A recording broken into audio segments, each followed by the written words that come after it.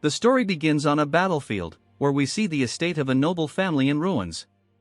Maids are being slaughtered in the yard, some even burned alive, falling one after another like flies. Even those who don't resist are mercilessly killed. Amidst the chaos, two swords clash as two men engage in a fierce fight. One man raises his sword and swings down, but the other blocks the strike, his eyes filled with fury. We are introduced to the Ragnar clan, a grand ducal family that guards the empire at the northernmost edge of the continent. The Ragnar clan has been able to maintain their position as the Great Northern Wall for over a millennium due to a unique trait they possess. It is said that they carry the blood of dragons. Every member of the Ragnar bloodline is born with exceptional magical abilities, physical endurance, and a natural talent for swordsmanship. Everyone, except for the man currently fighting. As the man is slashed across his chest and collapses, bleeding out, the robed figure before him says that, even in the end, the man never understood that there are things he simply cannot achieve, no matter how hard he tries. The man inquires about what he means, and the robed figure starts to remove his cloak, revealing his face. We learn that the fallen man's name is Theo, and the robed figure is called Rendon. Theo asks why Rendon is here.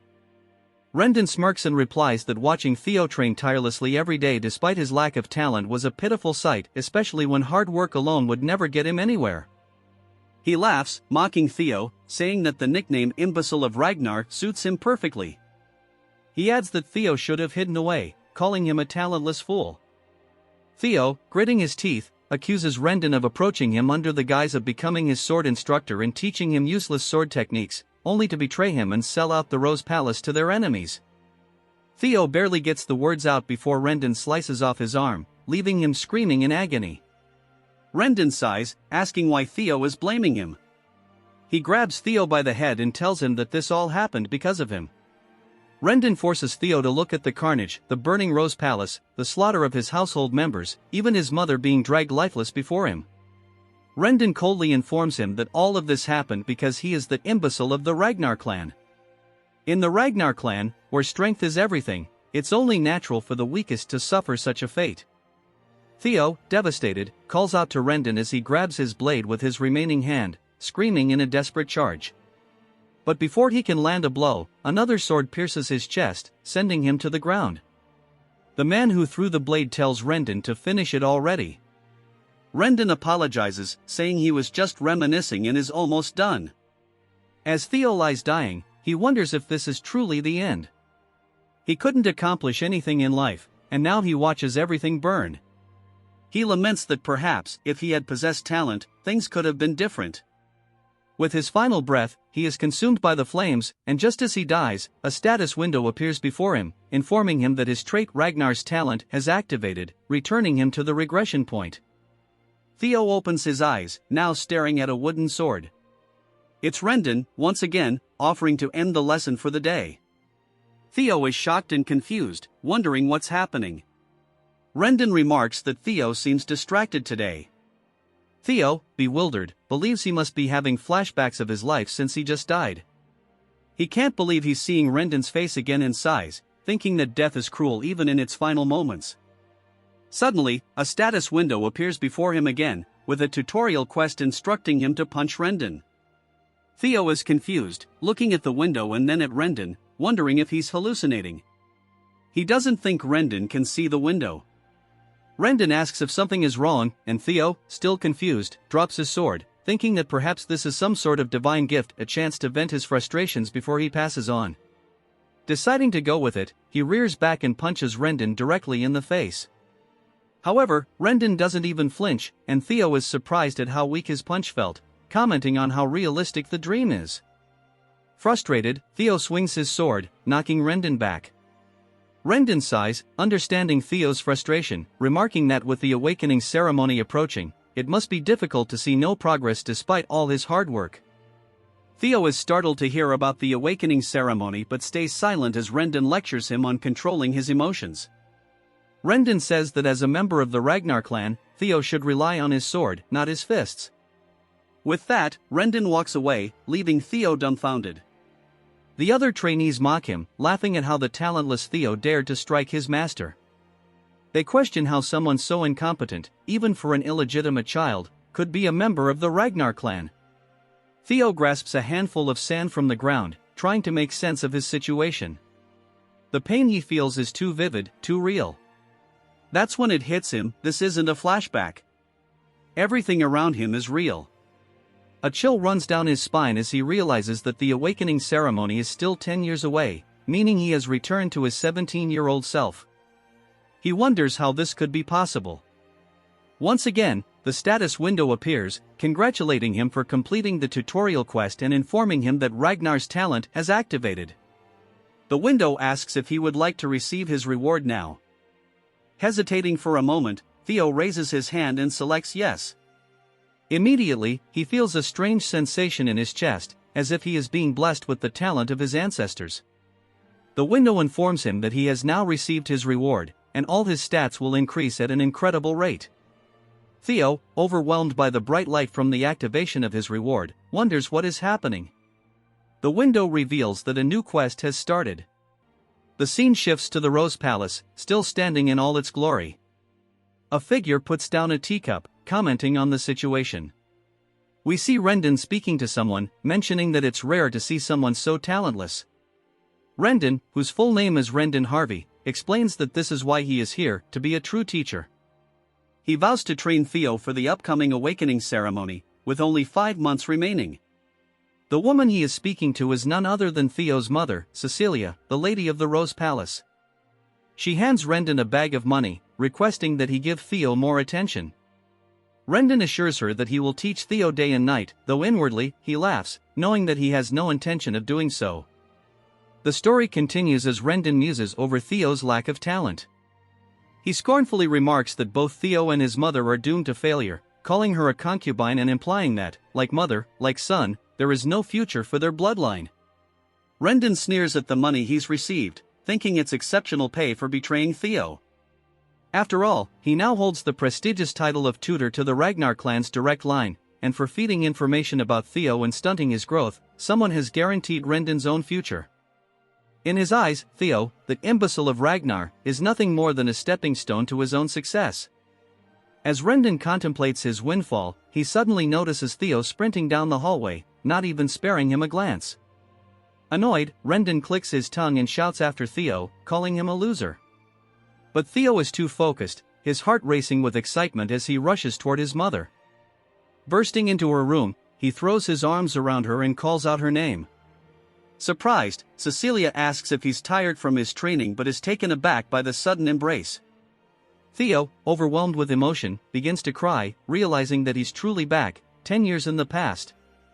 Memories of his mother's lifeless body flood his mind, along with the heavy realization of his failure, being talentless in his previous life. But now, he's determined to change the future. Tears of joy stream down his face as he clings to his mother, resolved to grow stronger and change his fate. He explains to himself that though he's currently weak and without status, if the mysterious status window he encountered is real, he has a chance to grow. He vows to become powerful enough to hold his ground in the looming succession war and strong enough to exact revenge on Rendon.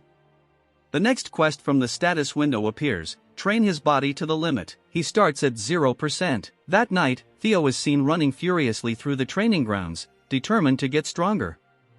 He burns with the desire to defeat Rendon, but he knows that with his current weak body, that goal is far off. He recalls his previous life and the intelligence agency he had worked with, Black Word. Though he was part of the information team due to his lack of combat ability, now the information he gathered will serve him well. He recalls a potion from his past, the Bloody Sword Emperor's Elixir, and its secret manual, understanding its potential to greatly enhance his body. All the extreme training he had given up on before is now achievable, thanks to the activation of Ragnar's talent. As he continues to run, the other trainees notice and comment, surprised by his sudden stamina. Theo, pushing harder than ever before, is now 65% of the way to completing his goal. Days pass, and Theo shows no sign of slowing down, training tirelessly day and night. Evelyn, the manager of the training ground, watches him with curiosity. She yawns, wondering how Theo ever earned the nickname Imbecile of Ragnar when he's clearly showing immense drive and stamina. After days of ceaseless training, Theo is now at 97%, his eyes burning with determination, but his body nearing its limit. We flash back to the previous night, when Theo had rested at 90% progress, only to find that the percentage had decreased. This meant he couldn't afford to rest, he had to push himself to the absolute limit. With this realization, Theo trained relentlessly for 2 straight days without a single break. With each swing of his sword and each lap around the training ground, he gritted his teeth and pushed himself further, determined not to stop until the task was complete. At last, as he teeters on the brink of collapse, the percentage ticks from 99% to 100%. Theo feels an overwhelming sense of relief as the status window appears, congratulating him for completing the second tutorial quest. As a reward, he has been granted a dragon's heart, and for completing the quest so quickly, he receives an additional bonus 10 years worth of magical power from his past life. Completely exhausted, Theo falls to the ground, barely able to move. The status window asks if he would like to receive his rewards now. With trembling hands, Theo clicks yes. The rewards flood into him, a brilliant blue aura emanating from his body as he lies on the floor. Evelyn, who is still watching from a distance, is stunned by the sight, feeling the shockwaves of energy radiating from Theo. After some time, Theo wakes up in a bed, disoriented. He looks around, wondering where he is, when Evelyn walks in, telling him not to worry. She explains that he is in the break room of training ground number 4. Even a Ragnar, she notes, would collapse if they pushed themselves as hard as Theo had. She reintroduces herself, noting that he lost consciousness while training alone that morning, so she moved him here to rest. Theo, still tired but grateful, thanks her. However, Evelyn's curiosity hasn't faded. She offers him a drink and then drops a bombshell. She asks if he knows that within the Ragnar clan, opening one's mana hall before the awakening ceremony is strictly forbidden. Theo calmly acknowledges this and drinks, but Evelyn presses further, reminding him of the consequences for breaking this rule. She then asks him directly if he knows what happens when someone opens their mana hall prematurely. Theo is startled, unsure of where she's going with this, and asks why she's asking. Evelyn then reveals that just before he lost consciousness, a mana wave had occurred that was consistent with the opening of a mana hall. Theo's eyes widen in surprise. Her tone sharpens as she demands to know if he really opened it. Theo nervously tries to play it off, insisting that if he had opened his mana hall, he wouldn't still be alive. But he begins to sweat, recalling the dragon's heart he received as a reward. He realizes that the dragon's heart is actually where a mana hall can be placed, and having it there would make the mana flow through him far more efficiently than normal. Normally, warriors like those in the Ragnar clan long for a dragon's heart because it could bring overwhelming power. However, no human has ever been able to overcome the limitations of using one until now. Theo inwardly marvels at the incredible power he's been given by the quest rewards, but also realizes that it's placed him in an awkward situation with Evelyn. She is a high-ranking swordswoman who retired after losing her left arm. Though she now manages the training grounds, she once commanded the white-armored dragon cavalry, and was so skilled that even the demon dragon of the cavalry admired her. She was known for her fierce principles, the type of person who didn't judge based on status or strength. Dishonesty or cowardice didn't matter to her. Theo reflects on what to say to her, remembering how, when he was being rigid in the past, she had stripped him of his position as his direct superior. If she discovers his mana hall, she will execute him right here and now. He sweats nervously but asks himself if she can really go through with it, wondering what would happen if he isn't caught. Thinking about how well he knows her, he realizes he can use her strict personality against her. He tells her he is also an heir of Ragnar, and if anyone finds out she is spreading false rumors, it would be seen as defiling the family name. She acknowledges this, agreeing that's true by the rules. He then asks her if she knows what the punishment is for humiliating a Ragnar heir. She answers that it is execution, and he says it's good she understands. He tells her to go ahead and check. She's puzzled, wondering if he's always been this bold, but insists that what she sensed was definitely a mana wave. She begins to manifest mana in her hand, telling him to excuse her while she checks. Even if he is of Ragnar bloodline, she tells him, rules are rules and there are no exceptions. She analyzes his abdomen for a mana hall, but finds nothing, which leaves her baffled. She mutters in disbelief, saying there isn't a mana hall. Theo calmly asks her if she felt it or not. Immediately, Evelyn drops to her knees, begging him to execute her for her mistake, offering her life to atone for her sin. Smiling, Theo thinks to himself that, of course, there wouldn't be a mana hall because he possesses a dragon heart, something far beyond ordinary mana halls. Having a mana hall means being able to control one's mana freely, so with the dragon heart, Theo can conceal his mana at will. The fact that humans could possess dragon hearts wouldn't be known for years, so Evelyn would have never suspected such a thing. Patting her on the shoulder, Theo reassures her that there's no need for her to worry. He admires how principled she is, saying that there aren't many people willing to risk their life to enforce the truth, even against an heir. He realizes that having someone as strong as Evelyn indebted to him would be advantageous. The reason the opening of mana halls is forbidden before the awakening ceremony is to prevent overflow, so for her to be concerned about even him, the bastard of Ragnar, makes him happy in a way. He thanks her for taking care of him after he passed out and leaves, leaving Evelyn stunned and wondering what just happened. Theo reflects that, with the dragon heart and the magic power from his past life, he'll become absurdly powerful very soon. A few days later, Rendon is shouting again, telling Theo to swing more to the right. He yells at Theo, frustrated, wondering how many times he has to explain such a simple thing. Theo, on the other hand, doesn't care, pretending to be weak while steadily growing stronger. But it's starting to grate on his nerves. He glares at Rendon, knowing that his instructor is deliberately teaching him poor sword techniques to make him look foolish. Theo becomes more certain that there's a mastermind behind Rendon's actions, possibly the same person responsible for his death in his previous life. He needs to figure out who that is. Suddenly, Theo comes up with a plan and calls out to Rendon. The instructor barks at him, reminding him that he can't talk during lessons.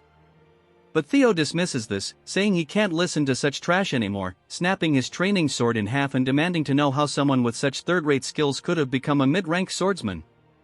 He accuses Rendon of being commissioned to monitor him, and that he would likely struggle against even low-ranked demonic beasts. Rendon, infuriated, asks Theo to repeat himself.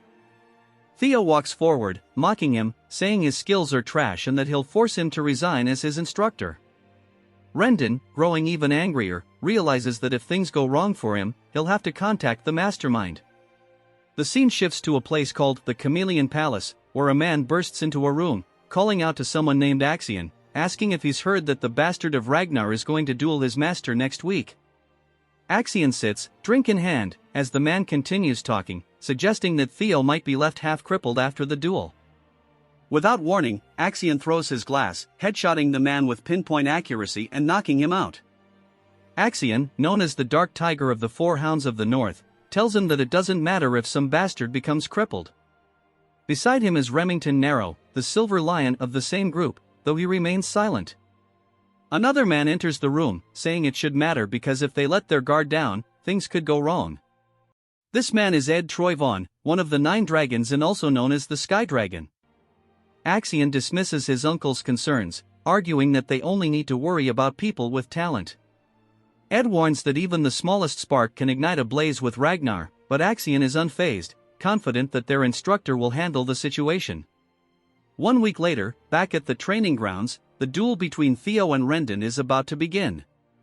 Trainees are laughing and chatting, with some skeptical about Theo's abilities. Evelyn, on the other hand, looks worried.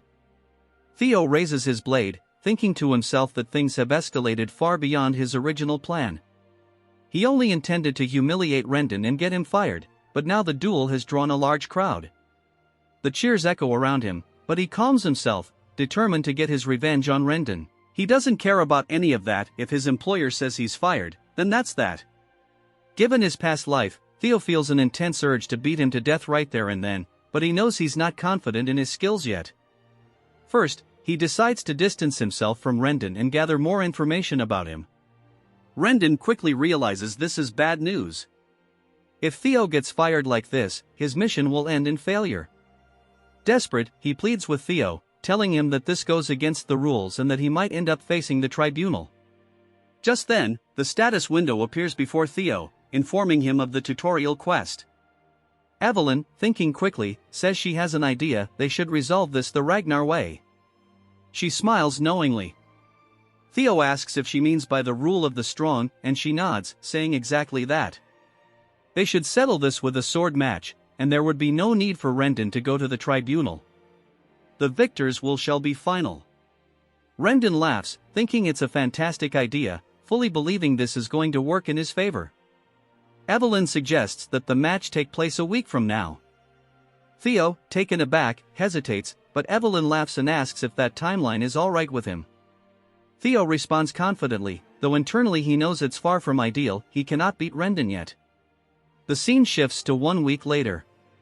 The trainees, buzzing with gossip, mention that from what they've heard, Theo can barely swing his sword properly. One trainee scoffs, saying that's hard to believe. After all, Theo is still a Ragnar. His friend jokes, saying that if Theo were a regular Ragnar, he wouldn't even comment, but since he's the heir to Ragnar's bloodline, there's no way he'll lose to a mid-rank swordsman like Rendon. As the two prepare for the duel, Rendon offers Theo one last chance. If you apologize now, I'll act like none of this ever happened. There's no need to risk your life over something as trivial as pride, he says. Theo smirks and replies, that's exactly what you should be saying. If you don't want to end up a one-armed swordsman, it'd be best for you to accept that you've been fired. Rendon's expression darkens. Furious, he snarls, you're really going to keep this act up to the very end? I was going to let this slide because you're so pitiful, but now I see that won't do. I'll kill you and just call it an accident. The outcome of this match is already decided, so there's no issue here. The duel begins with Rendon offering Theo the first strike, confident that the result is already decided. Theo charges in, their swords clashing. The trainees are instantly captivated, though it's clear Rendon is pushing Theo back. It looks like Theo barely knows how to use his sword, and at this rate, he might die. All he can do for now is block Rendon's relentless attacks. Rendon chuckled mockingly, asking Theo what had happened to all his confidence. He sneered, saying that Theo couldn't do anything against him, yet had dared to look down on him.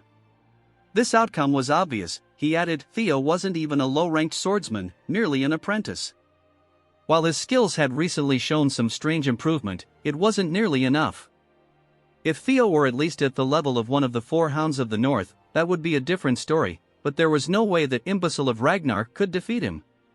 We flash back to Theo confronting Evelyn about her suggestion of the duel. What were you thinking? Theo had asked, but Evelyn simply responded that it was an act of goodwill. If Theo wanted to cut Rendon off completely, he needed to be thorough, she explained, since it seemed like Rendon had someone backing him. Firing him wouldn't be enough. Surprised, Theo asked how she knew this, and Evelyn replied that once she saw Rendon teaching Theo a weird sword style, she had someone investigate him.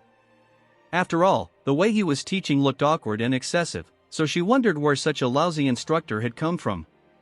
Theo reflected on how Evelyn hadn't caught on to this in his past life, but now, due to the incident with his mana haul, he must have piqued her interest. Evelyn set her tea down, revealing that every trace of Rendon led back to a single place, the Camellia Palace. Theo, shocked, asked if this was all because of their miserable war for the throne, anger swelling inside him. He quickly calmed down, surprised by how much Evelyn had discovered. Still, he pointed out that with his current skill level, he couldn't defeat Rendon. What's your plan now? He asked. Evelyn smiled, assuring him that he was underestimating his potential. Back in the present, Rendon, now desperate, charged forward, swinging his sword recklessly at Theo. If you kneel now, I might just forgive you, he taunted, swinging his sword down heavily. Theo blocked it effortlessly, not even straining. Rendon, puzzled, started to realize something was wrong. How was Theo blocking all his attacks so easily? This wasn't the Theo he knew. Growing more frantic, Rendon continued his assault, but to no avail. From the sidelines, Remington watched with the other trainees, shocked. He's not being pushed back, he's actually holding his ground, one whispered in disbelief. Evelyn, as expected, stood smiling. She had told Theo that 1 week of her personal training would be more than enough to surpass someone like Rendon. He was merely a pathetic excuse for a teacher, after all. Theo grinned, realizing how well things had turned out. Having Evelyn indebted to him had been more than worth it. However, there was one thing nagging at him, and he had asked her during their conversation why she was helping him so much. Evelyn had responded that while part of it was indeed because of what had happened before, she also knew someone who was obsessed with gathering talented individuals. Meanwhile, Rendon was panicking. Theo shouldn't have any talent, is he acting this whole time, he wondered. His mind raced as Theo suddenly asked, who's backing you? Caught off guard, Rendon stammered, what are you talking about? Theo, unimpressed, continued, did you really think I wouldn't notice? You've been giving me those worthless lessons on purpose. Show me a palace, perhaps? The moment Theo mentioned the palace, a chill ran down Rendon's spine. How did he know? Theo smiled, pleased with the response, and said, so you are being honest. Tell me, do you know what it feels like to have your arm chopped off? In an instant, Theo dashed forward, swinging his blade toward Rendon's arm. Before Rendon could react, his arm was severed, just as Theo had lost his in his past life. Rendon, horrified, watched his arm fly through the air, growing more distant with each passing second. He looked up at Theo in disbelief. Remington, too, was taken aback by the sudden turn of events, while Rendon collapsed, screaming in agony. Theo stared down at him, eyes cold and resolute. I've definitely gotten stronger, Theo thought. And there's still so much room to grow. He then reminded Rendon of the last words he'd heard before his death in his previous life, it's your fault this has happened. Rendon, now in utter panic, pleaded, what are you talking about? But Theo simply readied his blade. It's your fault you're dying here today, Theo declared. Of all the Ragnars who believe in the rule of the strong, you are the weakest. These were the exact same words Rendon had spoken before killing Theo in his past life. Desperation filled Rendon's voice as he cried out, wait. But it was too late. With one swift strike, Theo decapitated him.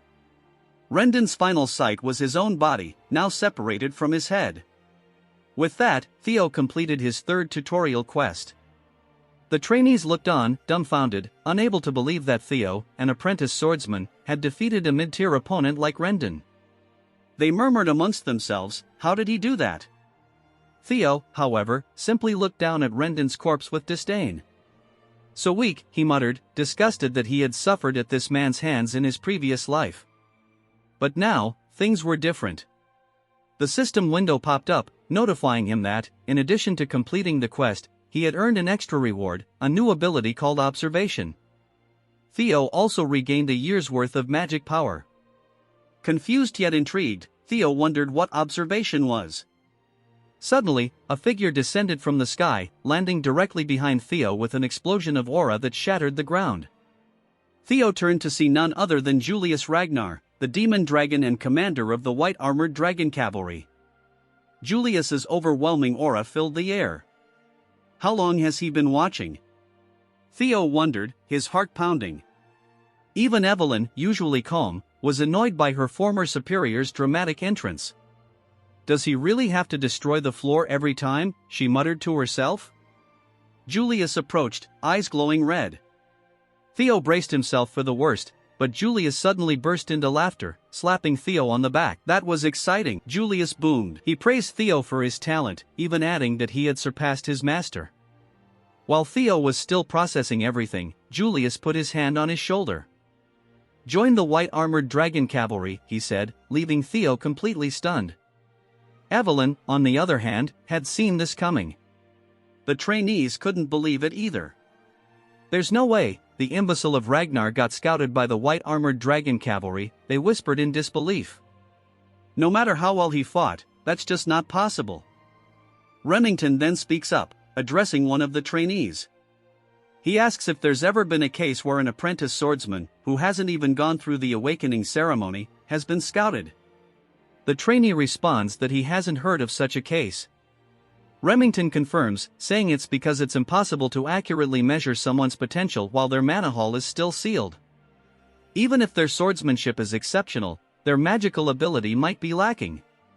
He admits that no matter how incredible Julius's intuition is, even he can't be completely certain.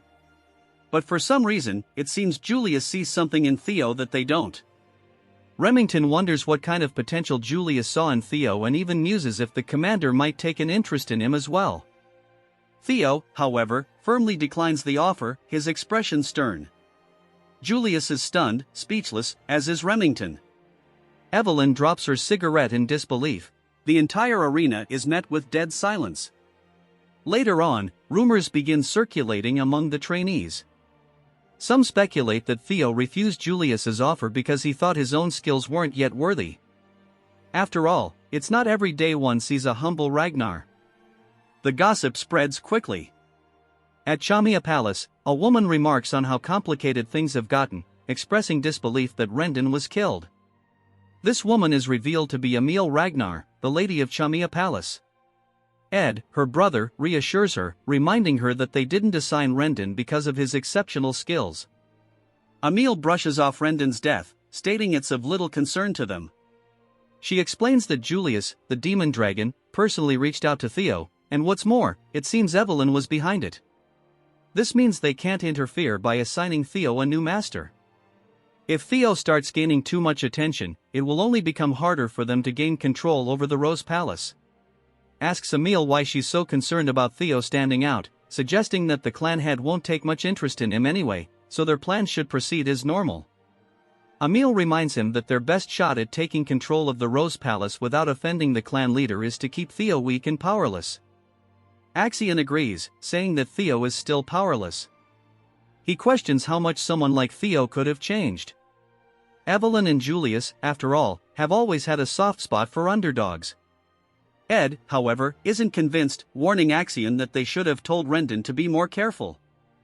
Axion dismisses his concerns, saying their mother and uncle worry too much, and confidently announces he'll pay Theo a visit himself to remind him of his place. Back at the training grounds, Evelyn compliments Theo on his performance. He thanks her, acknowledging that training under a true master has made all the difference. She teases him, saying it would have been even better if he had joined the white-armored dragon cavalry, and asks why he turned it down. Theo admits that a small part of him regrets it since joining Julius's cavalry had been a dream of his in his previous life. But he believes that joining now would be premature and that there's no need to limit himself so early. He points out that the privileges awarded to the top performer at the awakening ceremony are far greater than simply joining the cavalry. He confides that he doesn't want any special treatment and is content training under her until the ceremony. Evelyn, satisfied with his response, tells him Julius won't be disappointed either. Theo then activates his newly acquired skill, observation, to analyze Evelyn. He discovers her age, title, rank, and even her admiration for his humility and character. Theo muses that this skill will be incredibly useful, and he's confident he'll be able to leverage it to his advantage. While scanning her status, he notices something unusual. Her profile mentions that she misses the white-armored dragon cavalry. He's intrigued by this revelation. Suddenly, a man approaches and introduces himself as Sybil from the Southern Inspection Post. He informs Theo that he has something important to discuss with him. Theo, finding him a bit intimidating, uses observation on Sybil and is startled by the results. Sybil's title is revealed as the Dunce of the Southern Inspection Post, and his demeanor is described as full of enthusiasm and excitement. He longs to cross swords with Theo, though this sentiment comes across as unsettling to Theo, who starts to feel creeped out. The last tutorial quest has begun, and it's titled Discard the Imbecile of Ragnar. Sybil pleads with Theo, admitting that in the past, he ignored him, fully believing that the title of Ragnar's imbecile was appropriate. Theo debates whether to kill him on the spot, but Sybil goes on to explain that he's been observing Theo's efforts. He notes that Theo trains harder than anyone else, day in and day out. He then confesses that after seeing Theo's performance against Rendon, and the fact that Julius himself invited him, Theo has now become his idol.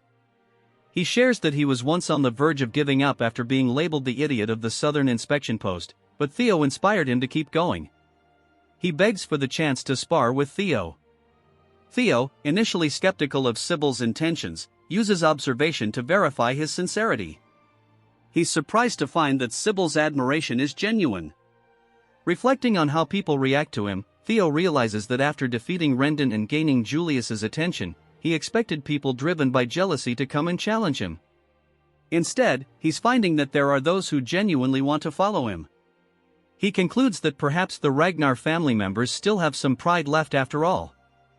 Realizing that he'll need loyal allies if he's to rise to the position of clan head, Theo sees this as an opportunity. This quest, which is the final part of the tutorial, gives him a chance to shed the unwanted title of Ragnar's imbecile, something he was never able to escape in his previous life. He asks Evelyn for a moment to spar with Sybil, and she agrees, encouraging him to showcase his skills. Theo and Sybil take their positions, each formally introducing themselves and their masters. Evelyn smiles upon hearing Theo proudly name her as his master. Sybil, too, introduces himself, revealing that he wields the swordsmanship of the core clan and specializes in the quick sword. He expresses his excitement for the fight. Sybil charges in with a flurry of swift attacks, which Theo effortlessly blocks. Sybil, impressed, comments on how fast Theo is, despite his reputation. He adds that even though he was called the fool of the Southern Inspection Post, he takes great pride in his speed. But as expected, Theo's skills are the real deal, as he easily fends off every strike. Theo reflects that if this had been his previous life, he would have struggled against even a few of these hits. But now, things are different. With a single, decisive swing, Theo sends Sybil flying across the training grounds, crashing into the wall with such force that Sybil vomits a little. Sybil, still in awe, thanks Theo for the fight, saying he learned a lot. Theo then catches his reflection in his sword and wonders if he can use observation on himself. To his surprise, it works. He sees his own title, his talents, and a few locked abilities that Red Access denied. He's also surprised to see that he's still at level 1, and there are sections of his profile that are hidden. Having finally accessed his stats for the first time, they will now be notated with numbers. He notices that his magic power is high, likely due to inheriting his past life's magic in his dragon heart. But oddly, his luck is in the negatives. Bro is cursed. Theo speculates that the bad luck he experienced in his previous life may have been due to this and decides he'll need to figure out a way to improve his luck in the future. While lost in thought, Theo suddenly realizes he's completely surrounded by the other trainees. He wonders what's going on. Evelyn explains that no matter how weak Rendon was, he was still a mid-rank swordsman, and now that Theo has defeated him and earned the approval of the commander, the Ragnar family, being focused on strength, has two ways of reacting. They either become envious or begin to admire him. The ones gathered around clearly fall into the latter category. The trainees murmur amongst themselves, admitting that if they were in Sybil's place, they don't know if they could have even blocked Theo's strikes. A battle-hungry energy begins to fill the air as they express their desire to spar with him as well. Theo, feeling a bit overwhelmed, sighs and calls forward one of the men he recognized, named Eody, surprising the man that Theo knew his name. Theo calls Eody forward, saying he looks forward to sparring with him. Eody, feeling honored, introduces himself as the third son of Viscount Naylan and a practitioner of the double ascension swordsmanship. Theo, as he did with Sybil, introduces himself formally, expressing his hope for a good fight. They charge at each other, clashing swords several times. Theo's basic swordsmanship proficiency increases during the duel. As Eody prepares for a powerful strike, aiming for Theo's neck, Theo calmly raises his sword and deflects the blow, disarming Eody in the process. His proficiency increases once again. Eody, in shock, admits his defeat, stating that it's clearly his loss. With this, Theo gains Eody's approval, which results in his luck stat increasing by 1.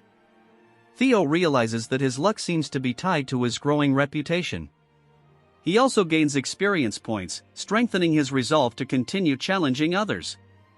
His goal is simple now: he needs to fight as many people as possible. Soon, he gains the approval of several others, including Bonnet Ramiro, Eric, Manfred, and Manuel.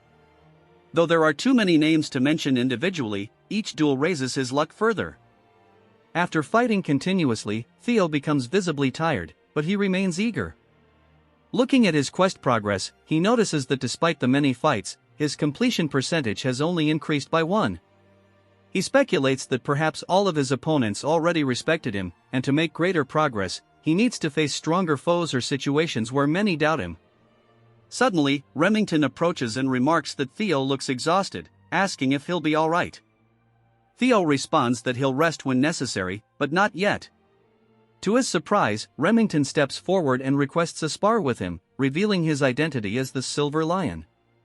Theo is astonished, recognizing the man, and so does the crowd.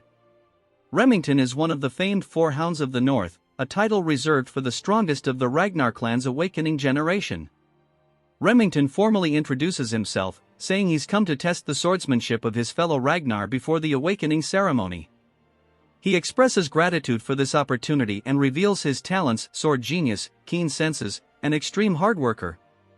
His status shows that he sees Theo as an unexpected rival. Theo, awestruck, introduces himself once more, this time mentioning that he is the 31st son of the great guardian of the North, Ragnar.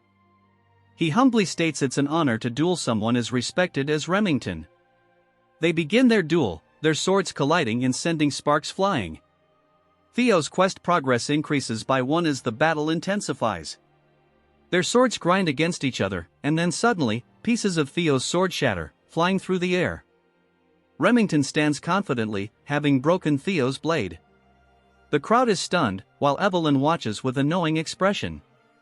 The trainees are in disbelief, and Sybil struggles to accept the result.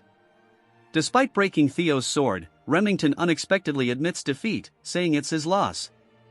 The trainees are confused, but Remington explains that Theo's sword was already worn out, and on top of that, he was clearly exhausted from previous fights. Theo, however, responds that in a real battle, no one would offer such considerations. As soon as his blade broke, he had already lost. Remington smiles, and they shake hands, acknowledging each other's strength. This moment earns Theo a 5% increase in his quest completion, and even Evelyn seems pleased with the outcome. Theo reflects on the duel, realizing just how strong Remington is. While he's grown stronger through acquiring talents and secret techniques, he still has a long way to go compared to the other elites of his generation.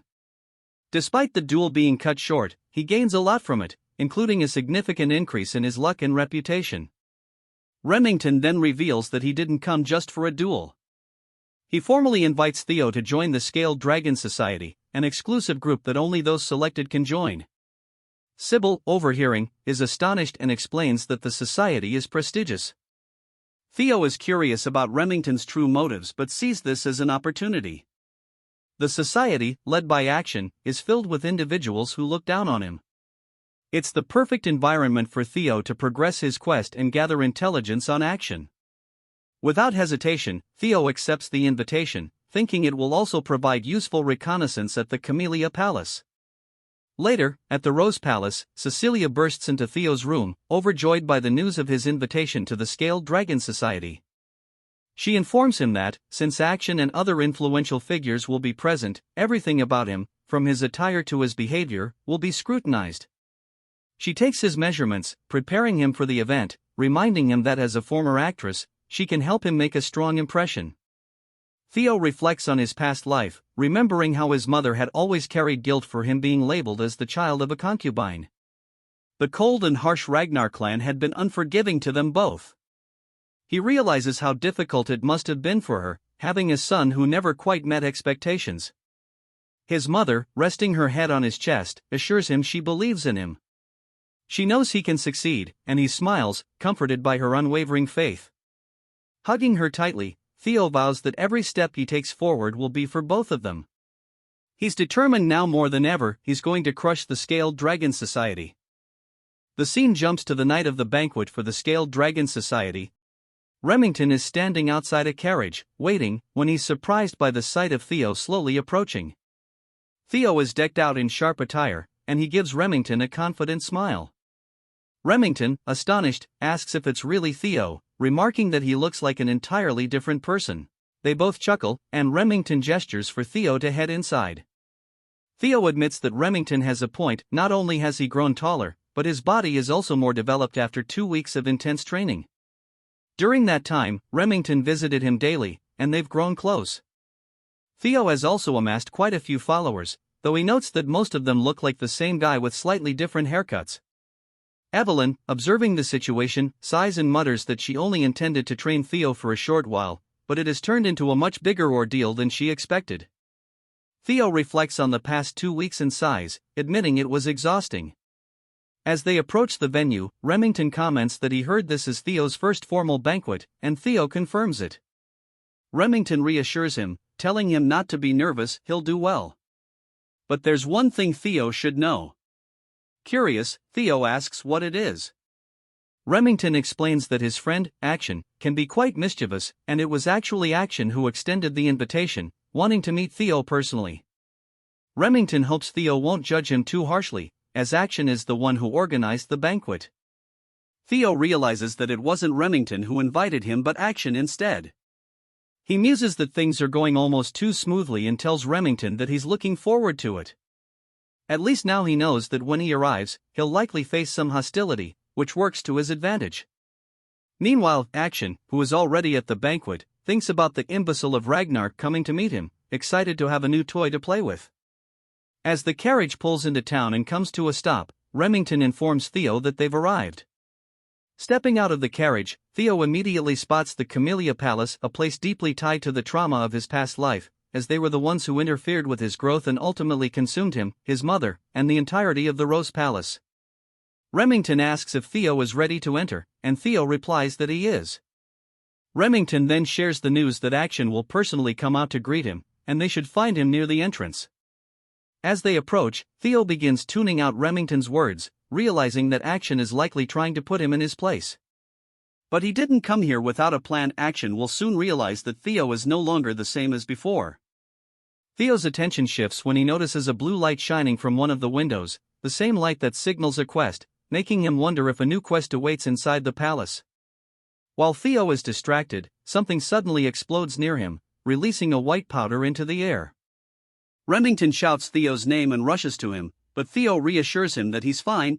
Remington yells at the culprits, demanding to know what they were thinking. Theo, on the other hand, muses that in his past life, he wouldn't have been able to dodge that. He initially suspected that Remington was in on the prank, but now he realizes that Remington is genuinely confused. The ones who threw the powder laugh from a window, saying it was just a friendly greeting and a basic courtesy. Remington, furious, asks them what they mean by greeting. Action steps in, telling Remington not to be angry, it was just a greeting between brothers. Action's behavior reveals that he has a talent for manipulation, and Theo mentally prepares himself for the challenges ahead. Looking at Action, Theo pauses for a moment, then smiles, thanking him. His response catches Action off guard. Theo adds that with such a warm welcome, he can only be grateful, and he's looking forward to the party. This subtle shift annoys Action, though he quickly masks it with laughter, remarking that Theo has become quite entertaining since he last saw him. Inside the palace, people are already socializing, though most are murmuring about why Action would even invite Theo in the first place. Although Theo is from a direct line, his reputation as the imbecile of Ragnar leaves many questioning the decision. Remington apologizes to Theo, saying the group usually doesn't behave this way. Theo brushes it off, saying he's actually more than grateful. Remington, puzzled, wonders why Theo is so nonchalant about the situation. In reality, Theo is pleased. The more they underestimate him, the easier it will be to crush them later. His attention drifts back to the blue light upstairs, confirming that it must be related to his quest, but he doesn't yet have a natural way to approach it. As Theo sips his drink, deep in thought, Action begins descending the stairs, asking how Theo is enjoying the party. Theo briefly feels a surge of anxiety but quickly calms himself, smiling and thanking Action for the invitation. Action, with a sly smile, apologizes for the earlier incident, admitting it might have been too much. He steps in close, his tone turning menacing, and asks Theo if he agrees. Remington, sensing the tension, grows concerned, but Theo surprises everyone by asking why Action would apologize. He plays it off casually, saying he only remembers it as a friendly greeting that even caught him off guard. Theo then slaps Action's back playfully, laughing and complimenting his mischievous side, claiming he never knew Action was so fun. Theo continues, saying he's changed a lot and that he likes this new side of him. The others, watching from a distance, laugh quietly, assuming Theo is only playing along because he knows he's inferior to Action. They comment that as an illegitimate child, Theo has no real standing and cannot possibly challenge the noble bloodline of thron. Even though both he and Action are Ragnar's sons, they are on entirely different levels. As the banquet continues, someone remarks that there's no way to compare thron, the prestigious swordsmanship clan from the east, with some random woman from who knows where. Tries his best to stay calm, especially after hearing the insult aimed at his mother. Soon after, they start taking jabs at Remington, asking why he's wasting his time with that imbecile, but then they add that it makes sense. Remington, after all, is also an illegitimate child. Remington begins to grow visibly irritated. The atmosphere shifts as the other party members realize they've touched on a forbidden subject. Remington is clearly struggling to hold back his anger. Theo, seeing this, decides he's done watching and calls out to Action. With a smirk, he tells Action he should greet his new friends as well. He grabs Action's hand, pulling it off his shoulder, and strides toward the ones who were insulting Remington. He picks up a wine bottle and raises it towards one of their glasses. The man, clueless, asks if he said something wrong. Without warning, Theo smashes the bottle directly into the man's face. Action and Remington are both stunned as the man collapses to the floor, screaming in agony, blood pouring from his head. The man, still in shock, looks up at Theo and curses, calling him a bastard. Theo responds without hesitation, landing a fierce kick that sends the man flying to the other side of the room. He mocks him, asking who he thinks he is to insult him, and sarcastically adds that it was just a little greeting, nothing more. His viciousness starts to change how many in the room view him, and the progress on his quest suddenly jumps from 41% to 43%. Remington, still shocked, realizes that this isn't the Theo he's used to. He wonders if Theo's aggressive actions were because of him. Theo, standing over the man, says that he believes he's given a warm enough greeting and places his foot on the man's arm. He smiles cruelly, asking if he was wrong. The man screams, begging him to stop, but Theo, showing no mercy, snaps the man's arm with a swift motion, shattering the bone completely. Panic ripples through the crowd as they realize they've greatly underestimated Theo's brutality. His quest progress jumps to 58%, and when the man loses consciousness from the pain, it ticks up another percentage point. Theo, now satisfied, releases the man's arm and glances around the room, asking if anyone else would like to say hello. His progress skyrockets to 66%. Suddenly, 4 men leap down from the upper floor, surrounding Theo in an instant. Each one unsheathes their blade in unison, pointing their weapons directly at his throat. One of them declares that Theo has committed the grave sin of harming the young master, and such a crime will be repaid with death. Theo, unfazed, laughs and remarks that this is exactly how it should be. He asks who the young master is, and the guards respond that he is the third young master of the Hanabi clan. His name is Ian. Theo smirks, realizing this is what he expected. He came here knowing the place was filled with enemies. He recognizes the Hanabi clan as one of the 6 snow clans that serve Ragnar, and he anticipated that they wouldn't sit quietly while the imbecile they've long mocked suddenly started causing trouble. Theo then shrugs, asking, "So what?" His question unsettles the guards, but Theo is done letting others walk over him.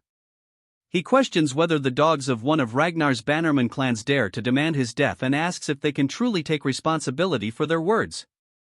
His aura grows heavy, causing all the guards to sweat nervously, unsure of what kind of pressure they're feeling. They begin to wonder if this is really the same imbecile of Ragnar they thought they knew. The guards come to a terrifying realization: while Theo has been treated like a joke for so long, he still has the right to succession. He carries Ragnar's direct bloodline. Ragnar, after all, is the Lord of the North and ruler of the 6 snow clans. Declaring death to one of Ragnar's bloodline would normally result in swift retribution, with an entire clan potentially being wiped out. They now realize the situation has changed, and they need to apologize quickly. Before the guards can act, Theo coldly orders someone to kill them all. In the blink of an eye, swords flash, and all 4 guards lose their heads, one after another. Blood spills across the floor, but Theo remains unfazed. A familiar figure taps the ground. It's none other than Evelyn. She wipes the blood off her blade, shocking everyone in the room. Even Action didn't expect to see her here. Theo's quest progress hits 70%. Evelyn calmly asks Theo when he realized she was following him. He laughs, saying it was obvious. He's not entirely sure why, but having her here will allow him to turn the tables without any worries. Standing before the 4 headless bodies and the unconscious Ian, we flash back to a scene with Julius. He's popping open a bottle of wine, remarking that Evelyn once told him she wouldn't take on any more disciples, which means Theo must be someone special to her. Evelyn brushes it off, but Julius presses, asking if she doesn't have somewhere to be. He teases that his recent joy has been tormenting her. She comments that the wine is expensive, to which he responds by chugging it, grinning. Evelyn, realizing she can't argue with him, admits that Theo's talent is exceptional. Among all her disciples, he's the best. Julius, recalling that Action also trained under her, asks if that means Theo is better. Evelyn confirms that in terms of potential, Theo far surpasses Action. These are not empty words, either. Julius laughs, saying she's always had a sharp eye for things and should have seen this long before him. He then sighs, asking if that means Theo has been hiding his strength this whole time, as people can't change that drastically overnight. Evelyn agrees, noting that it's odd for someone who has concealed their true power to suddenly flaunt it. She's concerned that Theo might be rushing into things, as his sudden change seems like he's being chased by something. His attendance at this banquet also carries that same weight. Julius, sensing her worry, puts down the wine and says it's probably because of Action. He advises her to follow Theo to ease her mind. Evelyn asks what he means, and Julius hints that it might not be what she's concerned about, but something significant will definitely happen when young wolves thirsting for blood gather together. He encourages her to try and tempt Theo to join their ranks, and if she wants, she's welcome to return as well. Julius even teases her about how she still longs for her old group, placing a uniform on the table. He invites her to come back and take responsibility, especially after she gets Theo to join them. He then leaves, remarking that the wine was fantastic, while Evelyn watches in disbelief. She grumbles that it only tasted good because it was expensive. Back at Camellia Palace, Evelyn observes Theo and realizes he must have orchestrated everything from the start. She now wonders if he planned to attend the banquet aiming for this exact outcome and if he was someone she needn't have worried about all along. She contemplates when exactly he noticed her presence. But, of course, Theo had sensed her the moment he entered the carriage. As a possessor of a dragon heart, he has enhanced energy perception, akin to a sixth sense. With the stage now set, Theo addresses Evelyn, stating that most of the people here have disrespected a successor candidate and asks what the punishment is for such an offense. Evelyn responds that, according to clan law, immediate execution is an option. Theo laughs, saying since they're all just kids who haven't even undergone their awakening ceremonies, they should lose an arm each, and that will suffice. Without hesitation, Evelyn charges into the crowd, cutting off the arms of everyone who had mocked Theo. As she does, Theo calls out their names and their family status, making it clear how insignificant they are compared to the power of the Ragnar family. By the end of Evelyn's ruthless spree, Theo's quest progress hits 79%. One man, trembling, grabs onto Action's pants, begging him to intervene. Action looks down at him, asking why he should help in the first place, adding that this is merely a greeting. The man, confused, looks back, but before he can say anything else, Evelyn's sword flashes, severing his arm. The man screams in agony on the floor. Evelyn and Action exchange glances. Action remarks that he never expected to see her again like this. Evelyn, calm and collected, replies that it's been a while. The quest progress hits 82%. Action observes that Evelyn only targeted those who made comments about the bloodline. Theo had made it clear that even as a fellow successor candidate, not even he could halt Evelyn's actions. Evelyn turned her head toward Theo, reporting that she had severed the right arms of the 14 individuals he had commanded her to. He complimented her, saying, "Good job," and asked her for a status update. She informed him that if they hurried to a priest, the arms could be reattached, but their future as swordsmen would be uncertain.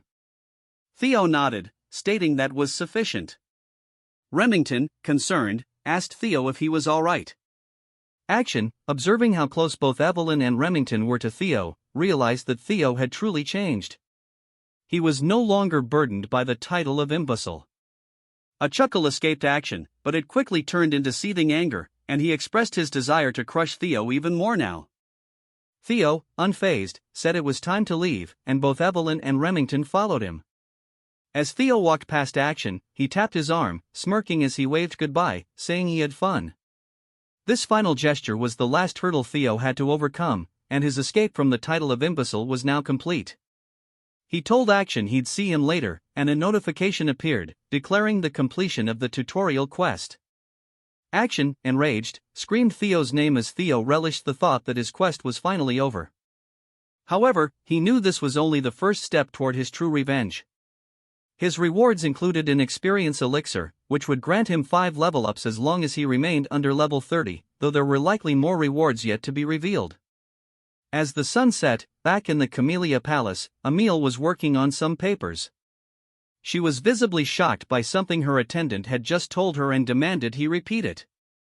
She isn't going to like this, he thought. The scene shifted to a lively tavern, a stark contrast to the noble banquet they had just attended. Sybil was leading the celebrations, loudly cheering for Theo and his successful debut in society. The trainees were in high spirits, enjoying themselves, and even Theo allowed himself to relax and join in with the revelry. This place felt much more comfortable than the stiff and pretentious noble party. Meanwhile, back in the Camellia Palace, a sharp sound echoed a slap. It was Emile, berating Action. She furiously demanded to know how he could let that imbecile justify his actions and even allow people's arms to be cut off. Action, looking to the side, muttered a weak acknowledgement. This only enraged her more as she shouted that she had warned him repeatedly not to take things lightly. Instead of pressuring Theo into submission, he had given him the grounds to act freely.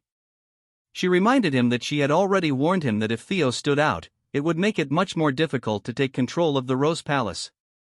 The scene panned to the view of the Rose Palace from their window, something the audience had not known was so close by. Action tried to reassure her that he would handle it, but Emile wasn't having it. She snapped that she didn't want to hear any more excuses. He needed to reflect on his failure and how he had nearly ruined her meticulously crafted plan with his reckless pursuit of shallow enjoyment. Bitterly, Action promised to keep that in mind.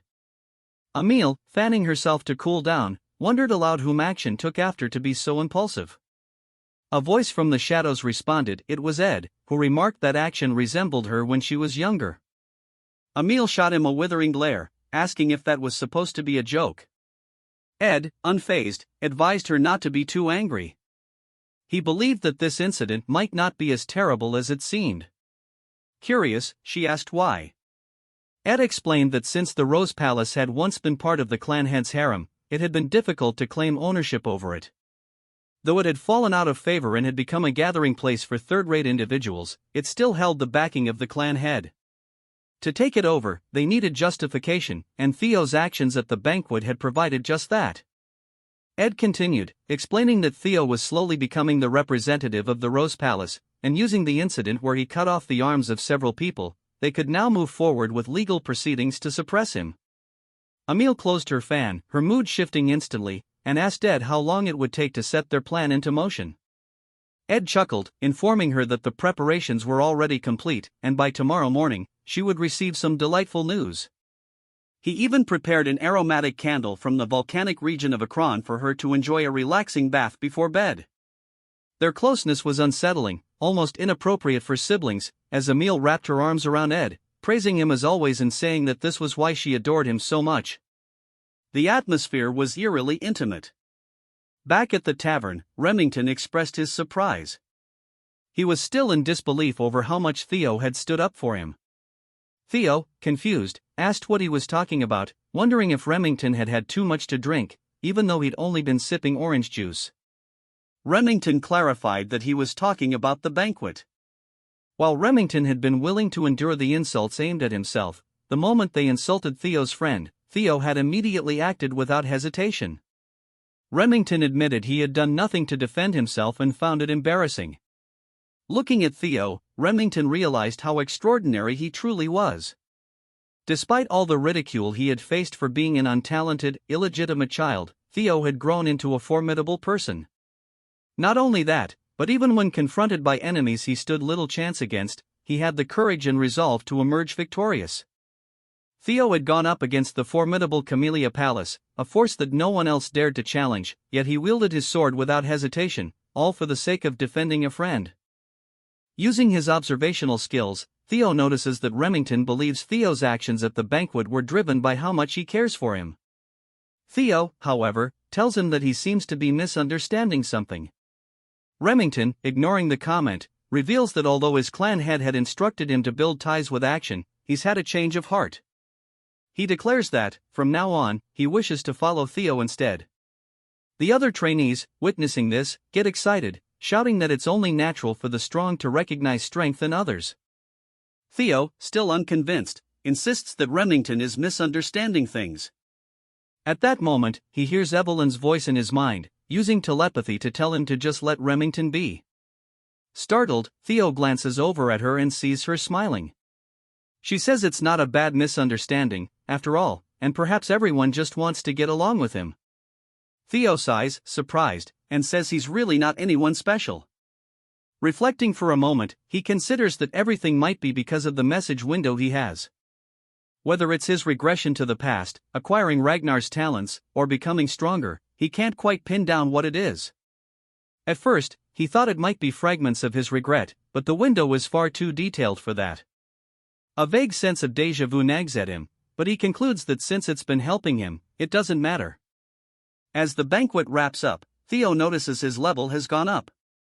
He realizes that each level up grants him stat points that he can allocate however he wants, allowing him to enhance his abilities at will. He finds this both thrilling and frightening, and he gets excited at the thought of how powerful he could become. But first, he knows he needs to prepare for the inevitable counterattack from the Camellia Palace.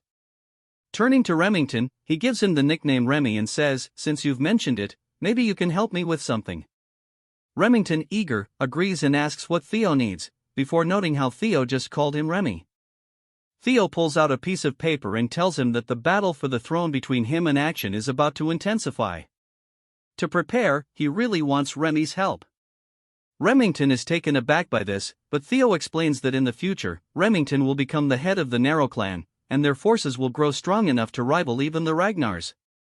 Theo adds that Remington's strength and leadership are symbolized by the Silver Lion and that he hopes to have him on his side.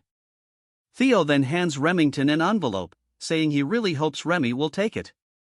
Still surprised, Remington accepts the envelope and pledges to follow Theo, saying that if there's anything he can do to help, he will.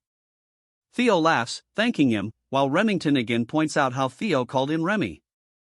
Just then, someone shouts Theo's name from behind the door. The door bursts open, and a group of knights enters. Everyone in the room is shocked.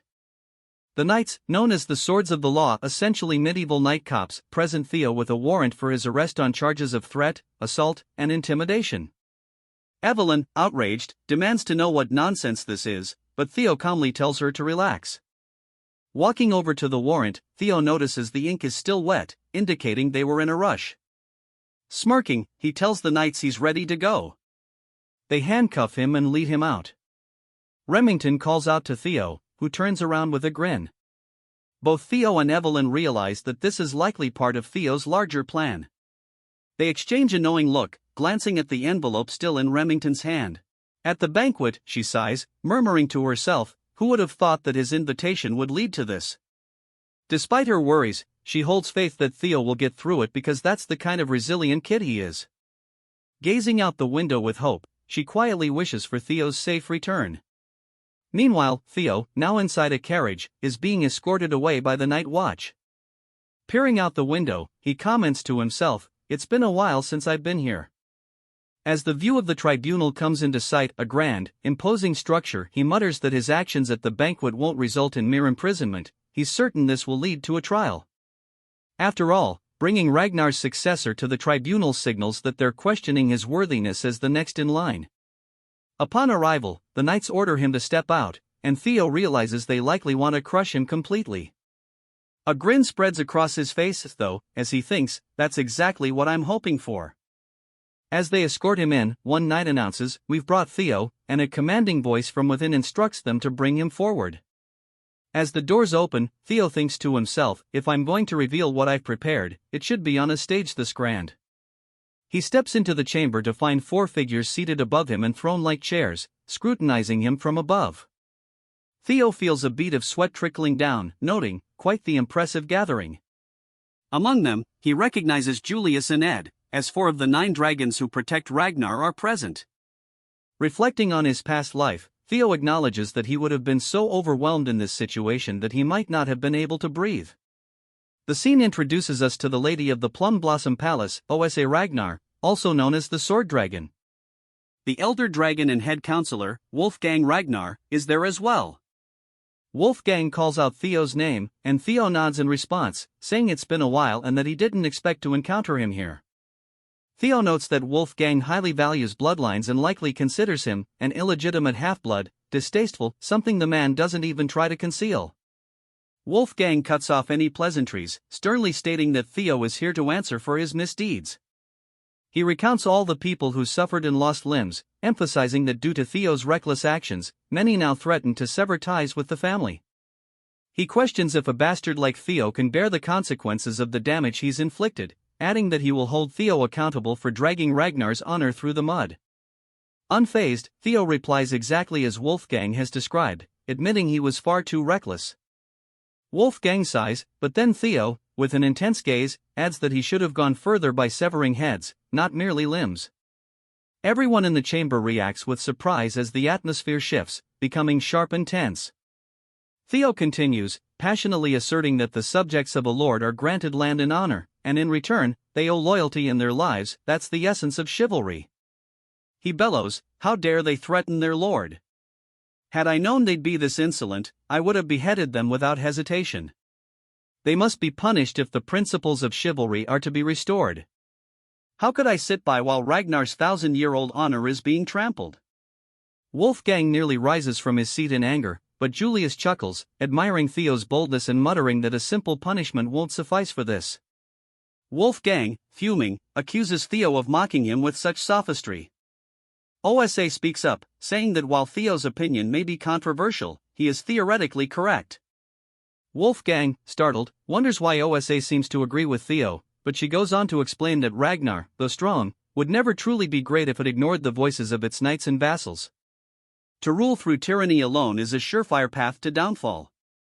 Taking this in, Theo responds, "I'll be sure to keep that in mind." We finally learn more about OSA. She is the clan head's first wife and one of the North's greatest swordsmen. Surprisingly, she doesn't appear hostile toward Theo, though he recalls that she had something to do with the fall of the Rose Palace in his previous life. OSA tells him she hopes he understands that his punishment will be justified. Theo asks what punishment he's to receive, and Wolfgang hesitates before declaring that he'll serve 3 months of probation.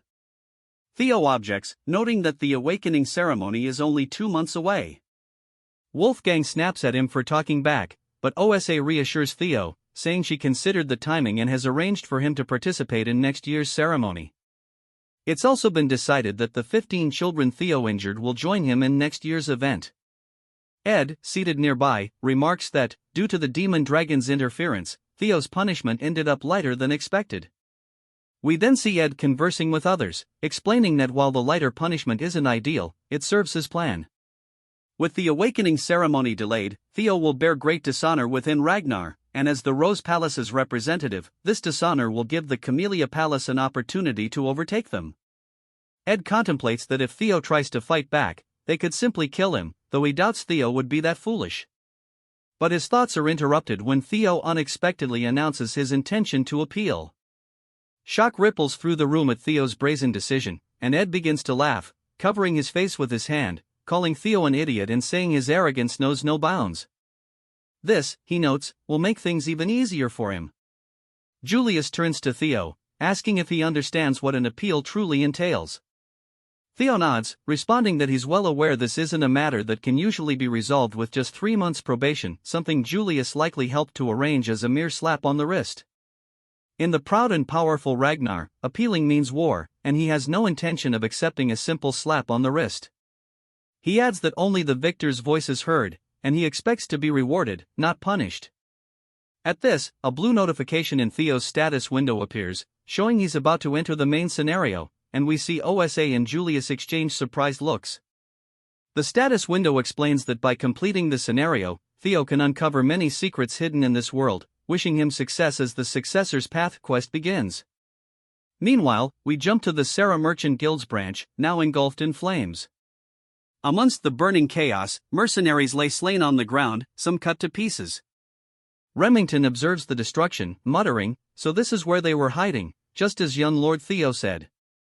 He and Evelyn look down at a small chest, concluding that with this discovery, Camellia Palace is finished.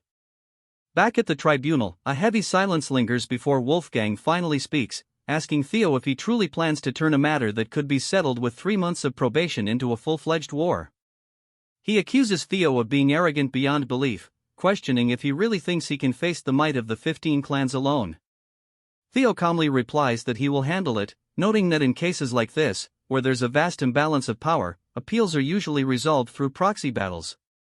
Julius nods, explaining that while appeals typically mean settling matters through war, when a battle is near impossible due to power disparity, each side may send a representative for a one-on-one duel, the proxy battle Theo mentioned. In this case, Theo would represent himself as the defendant, while it's likely that Axion will represent the plaintiff, a match almost guaranteed to end in Theo's loss. Julius wonders why Theo would make such a reckless choice, suspecting he might be banking on Julius or Evelyn stepping in as his proxy. Yet, he knows they won't, meaning Theo will inevitably face Axion alone. Ed confirms this, announcing he will send Axion, who will make Theo understand his place through death. As Ed continues to outline the representatives, a cold, powerful voice suddenly cuts through, sending chills down everyone's spine. Someone remarks that he thought Theo was a quiet child, but now, seeing him involved in such clever schemes, it's clear he's changed a lot since their last encounter. Calling Theo his son, we are introduced to the Ragnar clan head, Kyle Ragnar, a towering figure who commands attention. All 9 dragons present at the tribunal greet him respectfully, as does Theo, who bows, greeting Kyle as the incarnation of the great dragon god. Theo's status window lights up once more, revealing that his next objective is to take over the Camellia Palace and uncover its secrets, marking the beginning of his first tutorial quest. Reflecting that the blue notification from earlier was the key to the palace's secrets, he regrets not pursuing it during the banquet. He quickly brushes off the thought, focusing his attention as he looks up to meet his father's intense gaze, watching Kyle Ragnar approach. Theo steels himself, muttering that he has to handle this first. An unexpected variable has just appeared, and his carefully laid plans could quickly unravel. He wonders what brings his father here. Kyle then commands him to stand, explaining that he had heard of Theo's predicament by chance on his way here and is aware that Theo's situation is rather complex. He mentions that he learned Theo wants to make an appeal through a proxy battle. Theo hesitates momentarily before confirming. Kyle considers this, saying that if Theo's plan involves a proxy, it'll be challenging, and he asks who Theo intended to choose as his representative. Realizing this is a test, Theo replies that there's no one who could represent him and that he planned to fight himself. At this, Ed senses something amiss, growing uneasy. Kyle tells Theo he'll likely lose, but Theo meets his gaze steadily, replying that he can't know that without trying, and even if forced to yield, he won't willingly bow. Kyle starts to grin, then laughs heartily, proclaiming to everyone present that these words define his son. Even if he's made to bend, he will not lower himself. He commends Theo, calling this attitude the very essence of a Ragnar. Theo thanks him, explaining that the proxy battle is just bait, he doesn't intend to actually fight, and it's refreshing to be able to admit it freely. The work he assigned to Evelyn and Remington will prove Camellia Palace's treason, securing his victory without bloodshed. But then, Kyle takes it a step further, declaring that he will personally grant Theo an opportunity. As Ragnar's leader, he wishes to test Theo with a single strike. Theo is taken aback, unsure if Kyle is serious, but Kyle calmly orders him to follow outside, declaring that if Theo can withstand this one strike, all charges will be dropped. Ed, visibly panicked, shouts in protest. He realizes that if Kyle is testing Theo, it means he's ready to approve of him as a potential leader. Even though Ed doubts Theo can survive the blow, he knows that if he somehow does, he'll gain the clan head's approval, a fact Ed can't tolerate.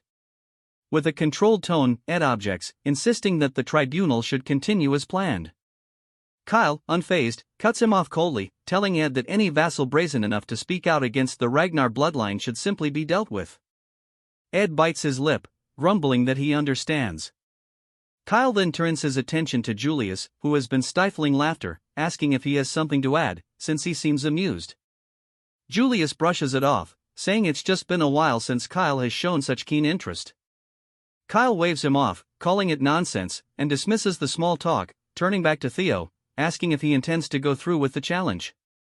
Theo pauses, thinking about the fact that this single strike from his father has altered everything, dismantling his original plan entirely. Yet he begins to chuckle, welcoming the unexpected change. Smiling, he tells his father that his blow seems too heavy, asking how a single strike from him could compare to a proxy battle with mere vassals. Kyle raises an eyebrow, asking if Theo intends to refuse. Theo clarifies that he merely wanted to express how unfair it is, but he has no intention of declining. Kyle, intrigued, asks what he means by unfair, and Theo boldly suggests that, since the trial has become so severe, shouldn't his reward be greater? Amused, Kyle asks what Theo has in mind. Theo scans the room, fixing his gaze on Ed, who stares back warily, and confidently states that he would like something akin to Camellia Palace. Ed clenches his fists, struggling to keep his anger in check. Wolfgang watches, thinking Theo must be mad to propose a deal with the clan head. A deal assumes both parties are equals, and he mutters that Theo's arrogance will lead to his ruin. But his shock deepens as Kyle, surprisingly, agrees, saying that if Theo truly aims to become his successor, he'll need that kind of boldness. He then turns to Ed, asking if he has any objections. Ed, seething, replies that everything within Ragnar's domain belongs to Kyle, so he couldn't possibly question his decision. Kyle smirks, declaring that everything is settled and ordering preparations to be made. He will test Theo Ragnar here and now. Theo stands in the arena, visibly anxious, while across from him, Kyle watches, preparing to unleash his strike. 4 of the 9 dragons observe closely, along with Ed, who sneers to himself that his trap to ensnare Theo has somehow transformed into a platform to elevate him. Ed reminds himself that, even if Theo has grown stronger, there's no chance he can withstand a single blow from the clan head, a feat that even high-ranked swordsmen would find daunting. Theo must fail here, he thinks, as Theo clearly occupies every inch of his thoughts. But Theo, sensing Ed's intentions, smiles subtly. Unbeknownst to Ed, Theo is fully prepared to handle this, thanks to a tutorial reward he recently received. Kyle narrows his eyes, noting something different in Theo's demeanor, and asks if Theo took an elixir in secret.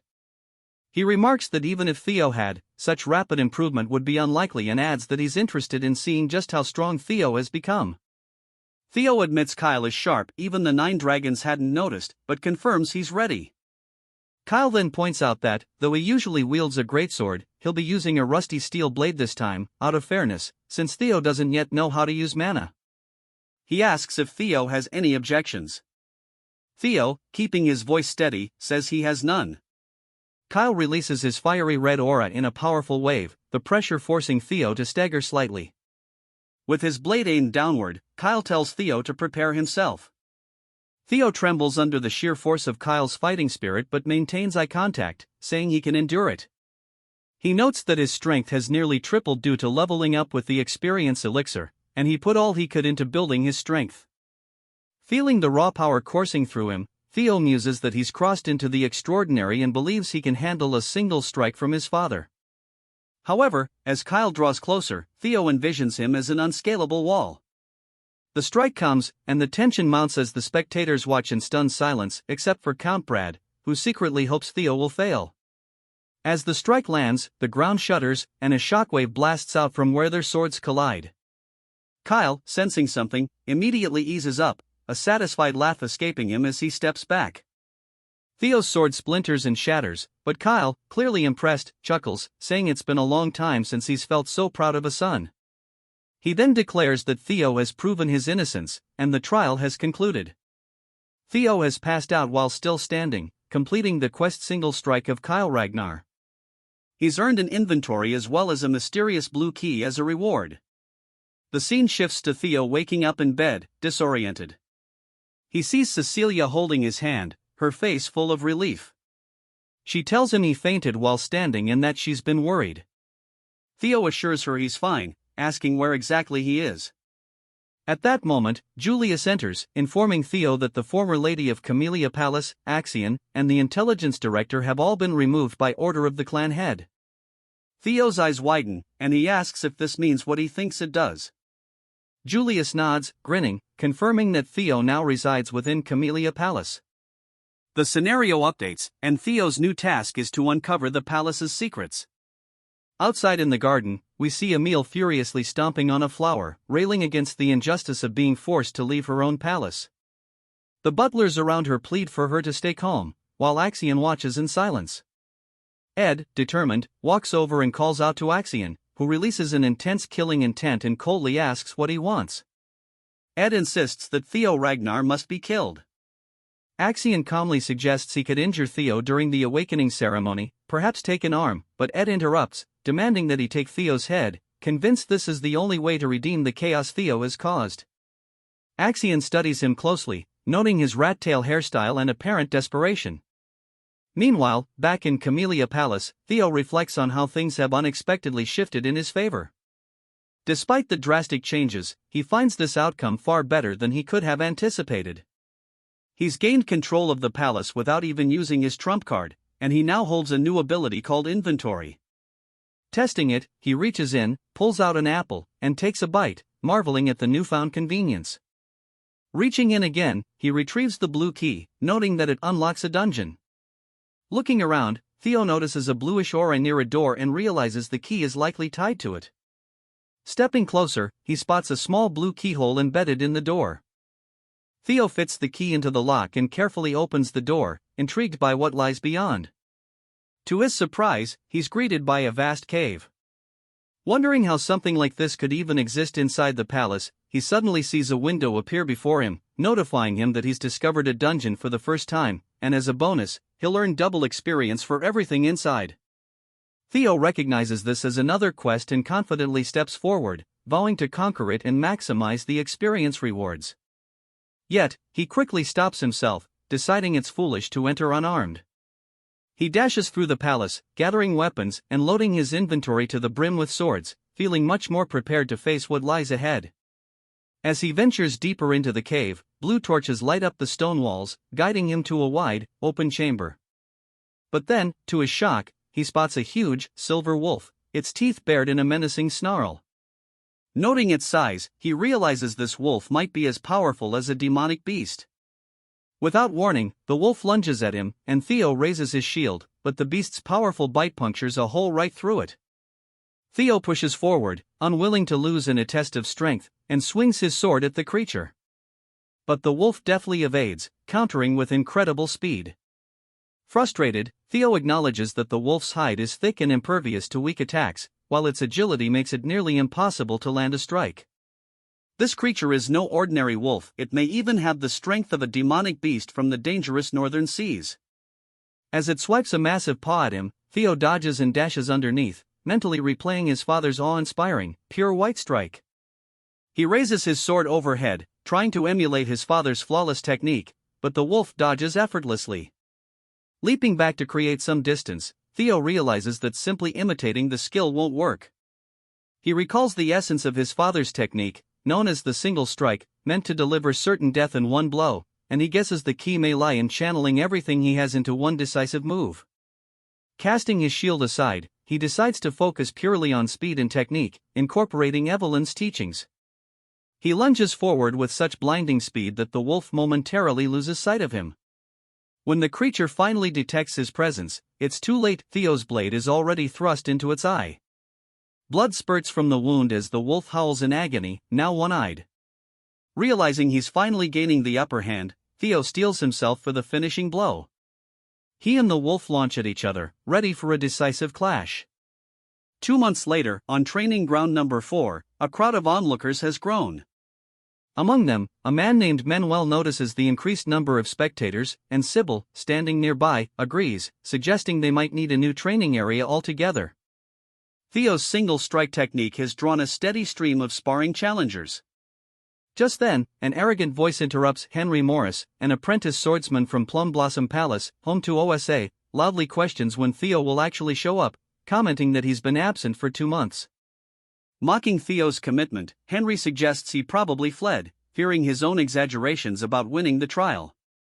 Sybil, seething, listens as Henry continues, calling Theo's triumph over the tribunal a fake story and even questioning his win over the Camellia Palace as mere rumor. Before Henry can finish, Sybil's fist slams into his face, sending him sprawling across the ground. Henry's companion rushes over, shocked, yelling his name. Furious, he points a finger at Sybil, demanding to know how a mere dropout dared to strike him. But the trainees all glare back in support of Sybil. Without hesitation, Sybil insults Henry's skill and appearance, declaring that he's nothing compared to the young master. Manuel chides Sybil, telling him not to comment on someone else's appearance. Sybil shrugs, saying he never liked these troublemakers showing up and stirring things up, but now that they dare to insult Theo, they've crossed a line. At his words, all the trainees draw their swords, declaring that if this is war, their challengers better be prepared to back up their words. Henry's friend smirks, saying these dropouts must really have a death wish. Suddenly, a chill fills the air, and Henry's friend's sword, along with Sybil, is frozen in place. An icy barrier has materialized, separating the two sides. It's none other than Ragnar, one of the four hounds of the north, known as the Frost Sword. Sybil is shocked, wondering when she even arrived. Another voice chuckles, calling out that they couldn't leave him out of the fun. It's Hulkus, another member of the four hounds, known as the Black Bear, approaching the training grounds. Sybil, already surprised by Ray's presence, is stunned to see Hulkus there as well. Hulkus scans the crowd and scoffs, disappointed that there are only trainees present. He demands to know where Luster Tiger is, the supposed master of the training ground. Hulkus, wielding an oversized blade reminiscent of the Dragon Slayer, shouts, asking if the guy is deaf and repeating his demand for Luster Tiger. Without a word, Ray stands by, and it's clear Hulkus is referring to Theo. It cuts back to Theo, deep in the dungeon, panting heavily, clearly exhausted, his sword shattered. A notification window pops up, telling him he's leveled up, and not just once, he's gained multiple levels.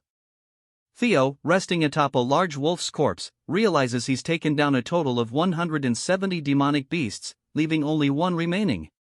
He uncorks a potion, chugging it, thinking about how close he came to death on multiple occasions, and marvels at how this potion has saved his life. What seemed impossible at first has gradually gotten easier with each level he gained. Thinking about the intense grind, Theo notes it's already been 2 months since he entered the dungeon. Looking around at the cave's dim glow, he senses a powerful presence nearby, realizing that with only one beast left, the final challenge must be close. He readies himself, knowing this encounter can only mean one thing: a boss fight is coming. Theo steps onto the 5th floor of the dungeon, heading up the stairs and examining his broken blade. He sighs, realizing it's completely unusable now. After tossing it aside, he reaches into his inventory and pulls out the last sword he has left, a ceremonial blade his mother gave him as a birthday gift. This answers his earlier question about whether he had any swords left. In his previous life, there had been a lot of tension between him and his mother leading up to the awakening ceremony, and he'd left this blade to rust in his room. Now, as he inspects it, he realizes it's actually a quality sword, forged from rare white snow steel. Regret fills him as he recalls that he never treasured it. We get a flashback of his mother opening his door, her face lighting up with joy as she wishes him a happy birthday, eager to shower him with gifts. Instead of appreciating her gesture, he had yelled, saying he had no time for birthday presents with the awakening ceremony approaching. He told her that no equipment could change his bloodline, and demanded she leave. The look of pain on her face had been clear, and it stings him even now. Reflecting on his past, he vows not to repeat his mistakes in this life. As he approaches the boss room, a warning screen appears, notifying him that a powerful demonic beast is about to emerge and to proceed with caution. Theo tenses up as the creature comes into view: scales, a dragon-like snout, and a hulking blue form. It's a lesser drake, peacefully sleeping. Theo is thankful it's not a full dragon, but still notes the resemblance, recalling that Ragnars are said to be descendants of dragons. He wonders if it's a mere coincidence that the final boss of this quest is draconic. Regardless, he knows one thing: defeating this beast is the only way to complete his quest and perhaps uncover the dungeon's secrets. Although unsure if he can actually win, Theo steels himself, acknowledging that, dragon or not, he must face it. He decides his best option is to use the single flash technique he's practiced. He's perfected it against the wolves, and although it's nowhere near as powerful as his father's skill, Dragon Strike Flash, it should be enough. Blue aura flares around him as he charges forward, his entire focus on the creature. The lesser drake opens its eyes just as Theo brings his blade down with all the strength he can muster, aiming to harness his dragon heart to its fullest. Blood sprays through the air as Theo's strike lands, wounding the lesser drake, which begins to react to the assault. The drake roars in pain, and Theo is relieved his attack landed. But before he can fully react, the drake retaliates with a swift tail swipe. Theo dodges to the side, muttering that he'd hoped to pierce its brain, though his attack didn't quite go deep enough. Still, with the creature now partially blinded, he feels he has the upper hand. Ready to press his advantage, he grips his blade and uses a technique called Jester's footwork, dancing around the drake and slicing it repeatedly. He begins to think he might actually win. Positioning himself behind its leg, Theo plans to distract it with a normal attack before going for a weak point. However, the lesser drake unleashes its fear ability, releasing a bone-chilling yell that shakes Theo to his core. The fear status effect slows his movements by 10%, and Theo finds his body less responsive. The drake doesn't waste time, slamming a paw down on him. Though he manages to raise his sword in defense, the force of the impact sends him crashing into the wall with a loud bang. As the dust settles, blood drips from Theo's head, and he mutters, "This really is a boss battle, and I can't afford to let it drag on." Both he and the drake charge at each other, and Theo knows he needs to aim for its weak point. As he studies the beast, his gaze falls on its mouth, then to its neck, where he spots the reverse scale. A dragon's weak spot, he realizes. He thrusts his sword directly into the scale, and, to his surprise, it pierces through. The drake, feeling the blow, roars in agony as Theo strikes repeatedly, like a man possessed.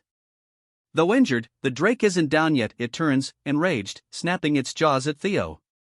Back at the training ground, the trainees find their swords frozen solid. Hulkus yells, demanding a match with Theo, but dismisses him as a loser, noting that his skill hasn't changed much. This provokes Hulkus, who challenges her to a duel, insisting he's closed the skill gap in the last 3 years. He swings his massive sword at her, but easily blocks it with the side of her blade. Watching the exchange, Syl and Henry exchange nervous glances. Suddenly, another figure steps forward. It's Remy, who steps in to block both Ree and Hulkus, scolding them for causing trouble on Theo's turf and insisting that they take their fight elsewhere. Hulkus, undeterred, declares he's wanted a duel with Remy as well.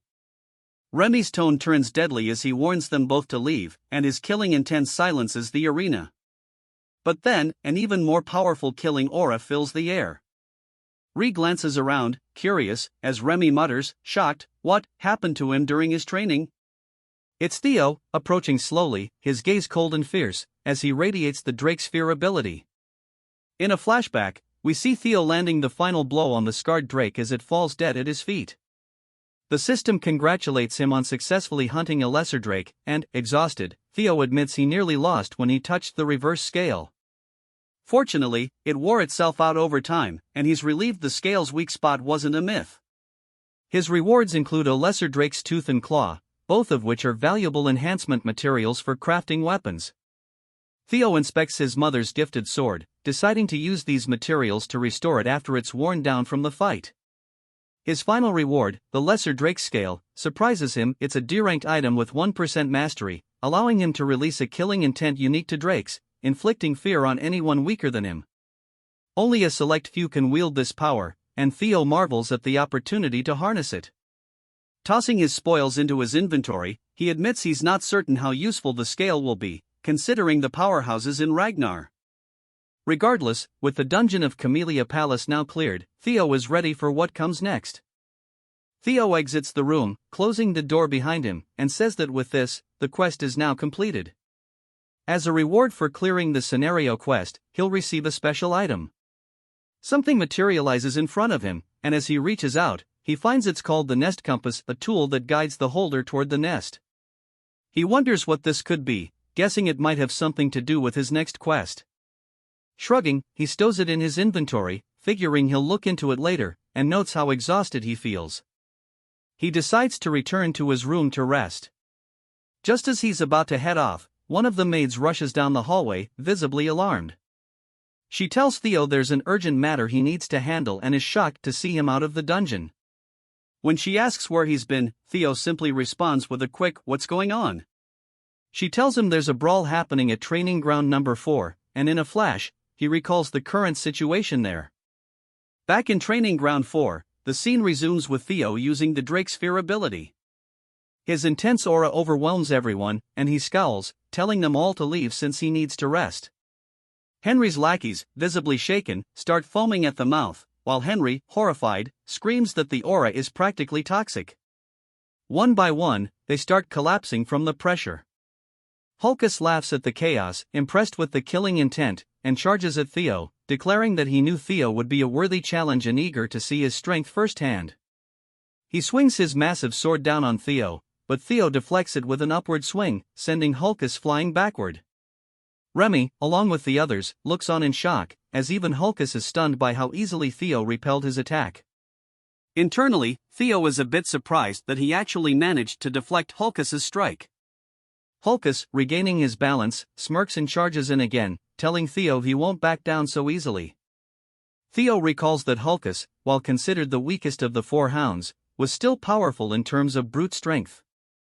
As Hulkus comes in for another heavy strike, Theo uses the single slash technique, smoothly deflecting Hulkus's blade down the side of his own and countering in a seamless, precise motion.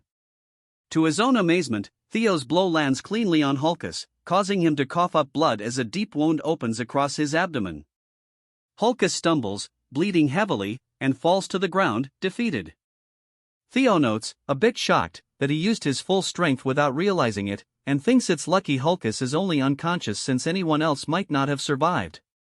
Sybil and the other trainees are stunned for a moment before erupting in cheers, shouting that Theo has just taken down the Black Bear, one of the four hounds, in a single strike. Theo waves them down, reminding them that Hulkus is still alive. But as he's saying this, his sword suddenly snaps and falls to the floor in pieces. Staring down at it in dismay, Theo realizes with dread that it was the sword his mother had gifted him. The trainees only seem to get more excited, declaring in awe that Theo even broke his own sword with a single, powerful strike. Theo looks at the group around him and asks why they're so happy about his broken sword. Nearby, Remy and Ree are observing, with Ray glaring at Theo. It seems she's deep in thought, remembering a memory from years ago. In a flashback, we see a little boy asking someone who they are, and it's revealed to be a young Ray. The boy quickly wraps his scarf around her, noticing she still looks cold, and insists that she come to his house until the snow lets up. The boy is none other than a young Theo, who assures her he'll take her home once the storm passes. Ray smiles as she remembers this moment and quickly turns away, leaving Remy wondering if he just saw her smile. Later, back at the Camellia Palace, Theo is wearing a new hat, and the maids are congratulating him on his recent title, Luster Tiger. They tell him he's worked so hard, and now he just has to keep up the momentum until the awakening ceremony. His mother then brings out a table full of food, showing her excitement, though she can't help but rant a bit while stuffing his mouth with food. Theo wishes she would stop talking, but seeing her happy, he reflects on her sad fate in his past life and how he once treated her. This time, he chooses to embrace the moment and tells her that the food is delicious. After a while, he shows her the broken sword. She screams, asking what happened, and he tells her it broke during training. He apologizes, feeling bad that her precious gift was damaged. Furious, she blames the damn old man, and Theo is taken aback as she explains that the man swore it was crafted with white snow steel and ebony steelwood, claiming it would never break. Theo, puzzled, asks if she means ebony steelwood from the southern Gaia jungle, and she confirms, saying the old man assured her it was made of rare and precious materials, yet here they are with a broken sword. Theo is impressed, explaining that ebony steelwood is rare because it's a plant that grows by feeding on iron, giving it the flexibility of wood but the strength of steel. He knew it was a fine weapon, but he didn't realize it was that valuable and wonders where she managed to get such a sword. But Cecilia dismisses his apologies, saying this won't do. She decides to get a new sword from the best workshop in Winra and refuses to let him attend the awakening ceremony with its shabby old sword. Though Theo offers to use another one, she insists, stating that people are finally seeing his true worth and he needs to uphold that image. She then heads off, saying they'll go immediately, and he follows, asking where they're going. She declares it's time for a custom weapon at the Basque workshop. At the Basque workshop, one of the three great weapon manufacturers of Winra, Theo is amazed. Known for its sheer size, which rivals a factory, it's most famous for its master craftsman and elite blacksmith of special rank. Suddenly, a woman appears, and Cecilia, calling her mother, yells at her to stop smoking.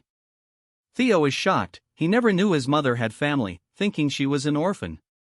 The woman, Chiron, a high elf known as the Elf of Capitalism incarnate and demon craftsman, responds coolly, saying their relationship as mother and daughter ended when Cecilia chose to leave home.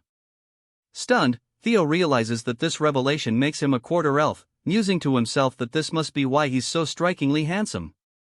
Chiron then asks why Cecilia has suddenly come to visit, and Cecilia tosses her the broken sword, saying she's here to return it defective product. Chiron catches the sword, surprised at her accusation, and when she draws the sword from its scabbard, she's visibly shocked to see it broken. Cecilia tells her that if this isn't a defective product, she doesn't know what is. Chiron, intrigued, asks who wielded it, and Cecilia says, "Who else but my son?" Chiron looks Theo over and asks if he's really the kid standing behind Cecilia. Cecilia bristles, telling Chiron to watch her mouth, saying Theo is a genius destined to rule over Ragnar. Theo then formally introduces himself, expressing how honored he is to meet the famed master of the Basque workshop. Chiron acknowledges she's heard of him, but quickly shifts back to the topic, questioning if he was truly the one who wielded the blade. Theo confirms, and Cecilia insists again that the sword was defective. Chiron, looking like she has a lot to say, tells them this conversation is going to be long and motions for them to follow her inside. As they walk, Theo asks Cecilia how she's related to the master craftsman. Cecilia replies that it's exactly as he's heard. Theo clarifies, asking if Chiron is really her mother. Cecilia, in a thoughtful tone, explains that for a short period of 6 months, Chiron acted as her foster mother. His headcanon of her as a pure elf dissipates. Cecilia goes on to say that Chiron has a deep love for anything she finds beautiful, be it jewels, music, theater, or even people. That's why she was taken in as Chiron's foster daughter. She must have liked her a great deal. Chiron, sounding annoyed, tells Cecilia to stop reminiscing, calling it pointless. Cecilia laughs, saying that Chiron doesn't truly believe that.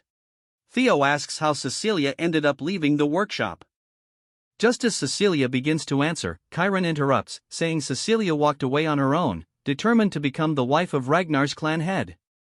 She scoffs, calling it foolish to leave for such a miserable place, though she grudgingly admits it's impressive that Cecilia has survived this long.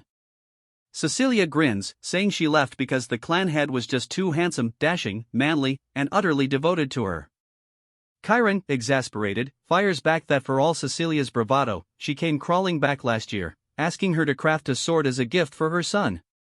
She shakes her head, saying she's never seen anyone as shameless. As they bicker, Theo observes with amusement, marveling at how he's never seen his mother act like this before. He realizes he never truly got to know her in his past life and reflects on how blind and ungrateful he was, too absorbed in the clan to notice the people around him. He glances at Chiron, sensing she also cares for his mother, and wonders why she didn't help in his previous life. They reach a door, and Chiron announces they've arrived at her master office. Cecilia asks why they've come so far inside and insists that Chiron better give Theo the finest sword as compensation. Chiron tells Cecilia to wait outside, grabs Theo's hand, and shuts the door, leaving her behind. Inside, Chiron's gaze sharpens on Theo, who is a bit startled. She bluntly asks him if he possesses a relic of the primordial dragon. Confused, Theo asks if she means an artifact related to the guardian dragon that protects their clan. He explains he's heard the legend of their progenitor distributing the primordial dragon's treasures across Winra for the Ragnar descendants. Growing impatient, Chiron unsheathes a blade and demands to know if he's going to keep pretending ignorance, questioning how her sword ended up in such a state if not for clashing with a relic. She emphasizes that she poured her heart and soul into forging it, and it would never break against anything but a relic. As she begins to tear up, she asks if he understands the cost and effort put into creating it. Theo apologizes, explaining that it was damaged in a battle with a drake and wondering aloud why she's mentioning a relic. Chiron sighs, saying it's easier to just show him, and pulls on a set of chains. She asks Theo what he sees behind her. He notices a coffin glowing with a blue light, the same glow he saw from the door to the dungeon in Camellia Palace. Chiron explains that she cannot see or sense anything from it herself, but based on his reaction, he clearly does. She confides that she's tried countless times to open the coffin and obtain the item within but has always failed. Then, she places it on the floor in front of him. Chiron delves into the legend of the primordial dragon's relic. In ancient times, during the Age of Myths, the primordial dragon removed one of its fangs and forged a blade from it, the legendary Moonlight Blade. She tells him that if he can break the seal on this coffin and retrieve the sword, she'll grant him the white Moonlight Blade. Theo is taken aback, and Chiron warns him that he might lose his life if he proceeds, asking if he still wants to try. Despite the danger, Theo feels a thrill and grins, declaring the sword will be his. The next scenario quest begins, to be chosen by the sword. We learn more about the White Moonlight Blade, a weapon held by the leader of the Black Snow and one of the 9 dragons, known as the Black Dragon. However, few know what the sword looks like since nearly everyone who has seen it disappeared or died. We flash back to a moment when the Black Dragon, glancing over his shoulder, asks if someone can actually see the blade, and it's none other than Theo. By sheer chance, Theo had seen the true form of the White Moonlight Blade. He wonders why the Black Dragon allowed him to live, recalling it was troublesome and he was unsure what to do. Now, back in the present, Theo finds himself puzzled as to why the sword, a relic of the primordial dragon, is here with Chiron. He realizes he met the Black Dragon 4 years later, which means the sword was with Chiron during that time. Chiron asks again if he's willing to give it a try, and Theo observes that the place resembles the Camellia Palace, noticing a keyhole on the coffin. He wonders if the blue key might work, and Chiron is surprised when he pulls it out. As Theo inserts the key and turns it, the lock begins to glow, causing the chains around the casket to snap, releasing an intense aura that even Chiron can feel. Suddenly, the energy flows from the casket and engulfs Theo. He is overwhelmed by darkness and finds his vision blurry. He wonders where he is as he sees the Rose Palace in flames, shocked to be witnessing it again. Gazing at his mother's lifeless form, he reflects that he was far too weak back then, realizing he craved more power to defeat the tyrant and crush Camellia Palace. The sword's true form manifests, attempting to take hold of Theo by feeding on his desire for strength. It tries to pierce his mind, but Theo shuts its beak firmly, challenging it. He tells the creature that trying to manipulate someone through their hunger for power is futile, especially since he already has his own quests. The creature scoffs, calling him insolent, and asks how he escaped its influence. Theo explains that he conquered that despair long ago and mocks the creature's attempts to tempt him with mere power. Surprised, the creature asks what he's talking about. Theo notes that it looks different from the griffin in his memory, as it once stood over 10 meters tall but now appears similar in size to him. He suspects that the sword's prolonged confinement has weakened it. Regardless, he sees it as an opportunity and declares he'll claim the sword by force. The griffin, taken aback, tries to reason with him, saying it's actually quite civilized. Meanwhile, Cecilia is trying to wake Theo up, tapping his face frantically and asking her mother what she did to him. Cecilia says she wanted a sword forged for her son, not for him to die. Chiron, visibly concerned, explains that the sword's energy has merged with Theo's bloodstream, something she's never seen before. She thought he'd be fine since he already possessed a relic, but now she is unsure. With tears in her eyes, Cecilia looks at her mother and vows that if anything terrible happens to Theo, she will never forgive her. As tension fills the room, Theo's grip tightens on the blade, and a dark aura swirls around him, forming a black orb that descends into his chest. Cecilia calls out to him, confused, and he finally opens his eyes. She embraces him, relieved that he's awake, and cries with joy. Theo reassures her that he's alright and that she doesn't need to worry. With the completion of his second quest, Theo now holds the White Moonlight Blade. Chiron sighs with relief, acknowledging his success in claiming the legendary sword as his own. Theo notes that he was fortunate the griffin was easy to overpower, thanks to its recent unsealing, and, of course, its attempts at psychological manipulation didn't work on him. By absorbing the sword's monstrous energy, Theo's magic power has increased significantly, giving him an additional boost of 30. With his power now surpassing 200, a faint white aura begins to emanate from him, indicating that his magic has started to gain a hint of divinity. He realizes that his magic is now on par with that of a high-ranking swordsman, though he regrets not being able to fully wield this newfound power until after the awakening ceremony. His stats are phenomenal. Chiron, visibly impressed, congratulates him on his success. Theo asks if she'll honor her promise, and Chiron reassures him that elves don't lie. Just then, he feels the sword vibrating and is puzzled. Chiron explains that it's merely resisting, not because it hasn't accepted him as its master, but rather because it feels stifled after being trapped for hundreds of years. Now, finally freed, it wants to unleash its pent-up energy. She points to a wall with sword marks on it and tells him to give it his all against it. Theo asks if it's truly safe, but Chiron laughs confidently, saying his concern is unnecessary. Even the White Moonlight Blade, she boasts, couldn't possibly harm the Basque workshop from a swing by a brat who hasn't even undergone his awakening. Theo finds her words slightly annoying and asks if she's sure, thinking this is a perfect chance to test his sword. Walking toward the wall, he wonders whether he should channel his magic, politely asking for her forgiveness. The bandages on the sword begin to unfurl, revealing its true form, and Theo's eyes darken as he imbues it with his magic, widening his stance in preparation for a powerful swing. Realizing too late what's about to happen, Chiron frantically tells him to stop, but Theo unleashes a single flash, mimicking his father's technique and completely obliterating the wall. In fact, it's not only the wall, the entire side of the Basque workshop has been sliced cleanly down the middle. Cecilia stares in shock while Chiron, now wearing a mystical mask, screams in horror about the damage to her workshop and the money she's lost. Theo, sheepishly, admits that may have been a bit too intense, as the sword drained all his magic power in one go. Suddenly, Chiron is in front of him, pressing her hand against his stomach. Theo, taken aback by her speed, realizes she's assessing him. She remarks on his lack of proficiency with magic, noting she can't detect a mana core, and asks if he achieved that cut through the blade's sheer sharpness alone. She gazes into his eyes, confirming he is indeed a genius, and realizes that this genius is her grandson. Calculating how much wealth she could earn from this prodigy, she places a hand on his shoulder and declares she will be his patron. All he has to do is show the world his skills, he'll become her workshop's greatest advertisement. Theo is surprised by her sudden interest, and even Cecilia is a bit taken aback, pointing out that she can practically see dollar signs in Chiron's eyes. That night, as Theo and his mother prepare to leave, Chiron watches them go, holding the treasures he retrieved from the dungeon to help her repair the workshop's wall. She's pleased, marveling at how her daughter has raised such an incredible son and guessing he must have acquired this loot while retrieving the relic. Laughing, she admits her pride.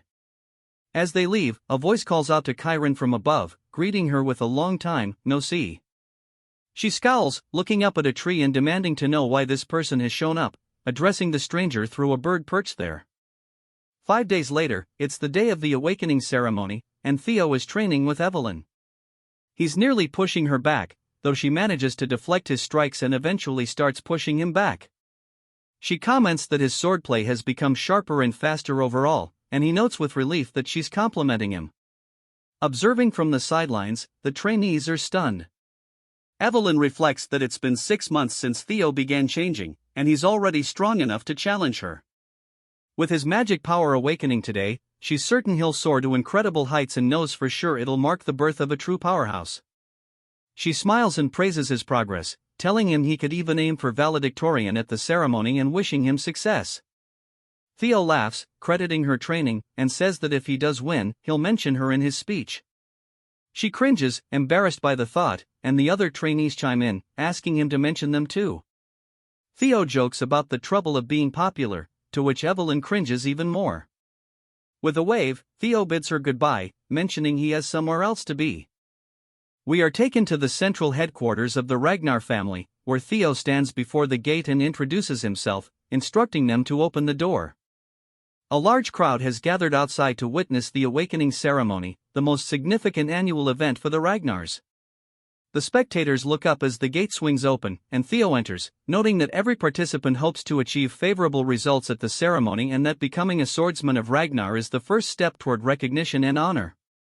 Inside, the venue is packed with competitors, and Theo feels a bit anxious, realizing that every member of the Ragnar clan is watching, including his father.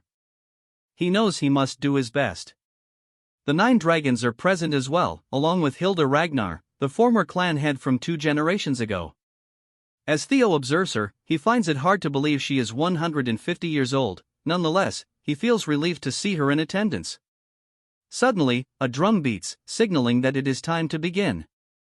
A man, who is a judge named Vanna, calls for everyone's attention and announces that they will now proceed with the preliminary examination. This round simply involves picking up a sword placed on the ground and leaving a mark on the steel wall in front of it.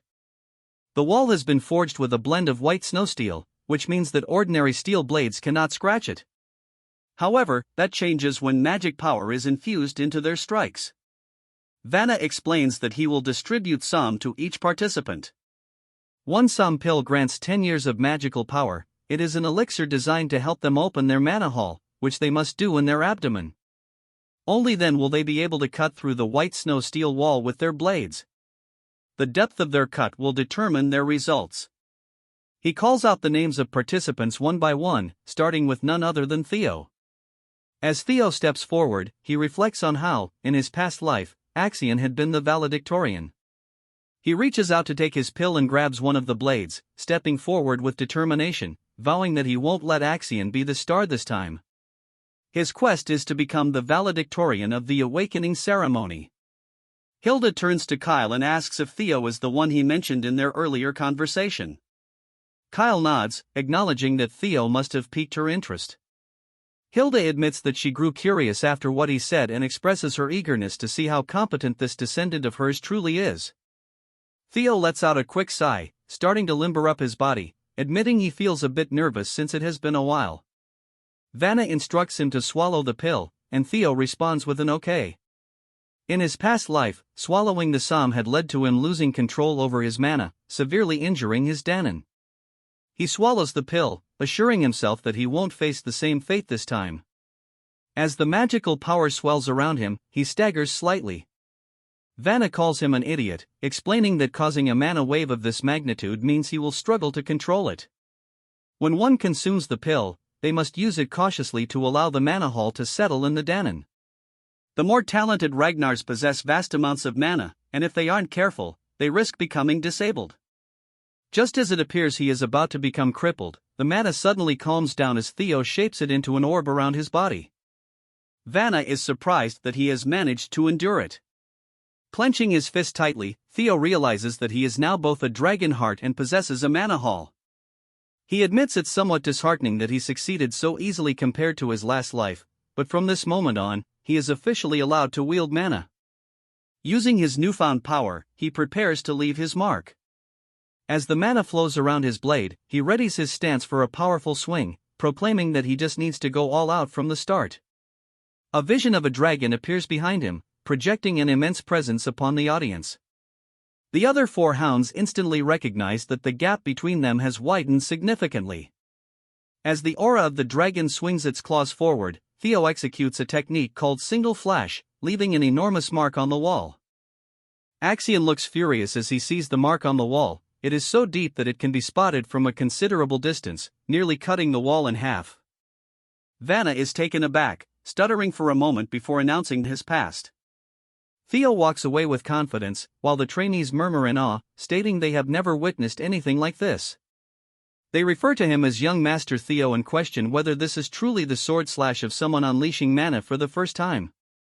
With his reputation soaring, Theo realizes that his luck has now dropped to 0. However, he is relieved to see that his status window indicates the curse of bad luck that had been affecting him is finally over, and his fame has spread across the realm. Theo feels exhilarated, declaring that he has finally reached the same starting point as everyone else. Many people have taken notice of his remarkable performance. OSA wishes to take him on as a disciple, while Julius is enraged by the amount of attention directed toward Theo. Even someone named Rubber Ragnar is shown to be cautious of him, just like the bird Chiron had mentioned. Hilda, too, shows interest, smiling as she observes the scene. Theo reflects that, although the Black Dragon and the Sword Dragon were unexpected, he is particularly thrilled to have caught Hilda's attention. After all, she possesses the heart of Garuda, and if he can gain that, he can achieve so much more. It is now Sybil's turn, and he gives it his all with a powerful swing that leaves a mark on the wall, securing his pass. Overcome with emotion, he cries manly tears, exclaiming that he has succeeded. Hulkus, and Remington also manage to leave their marks, each one befitting of their sword techniques. However, poor Sybil realizes that while their marks were impressive, none made nearly as significant an impact as Theo's.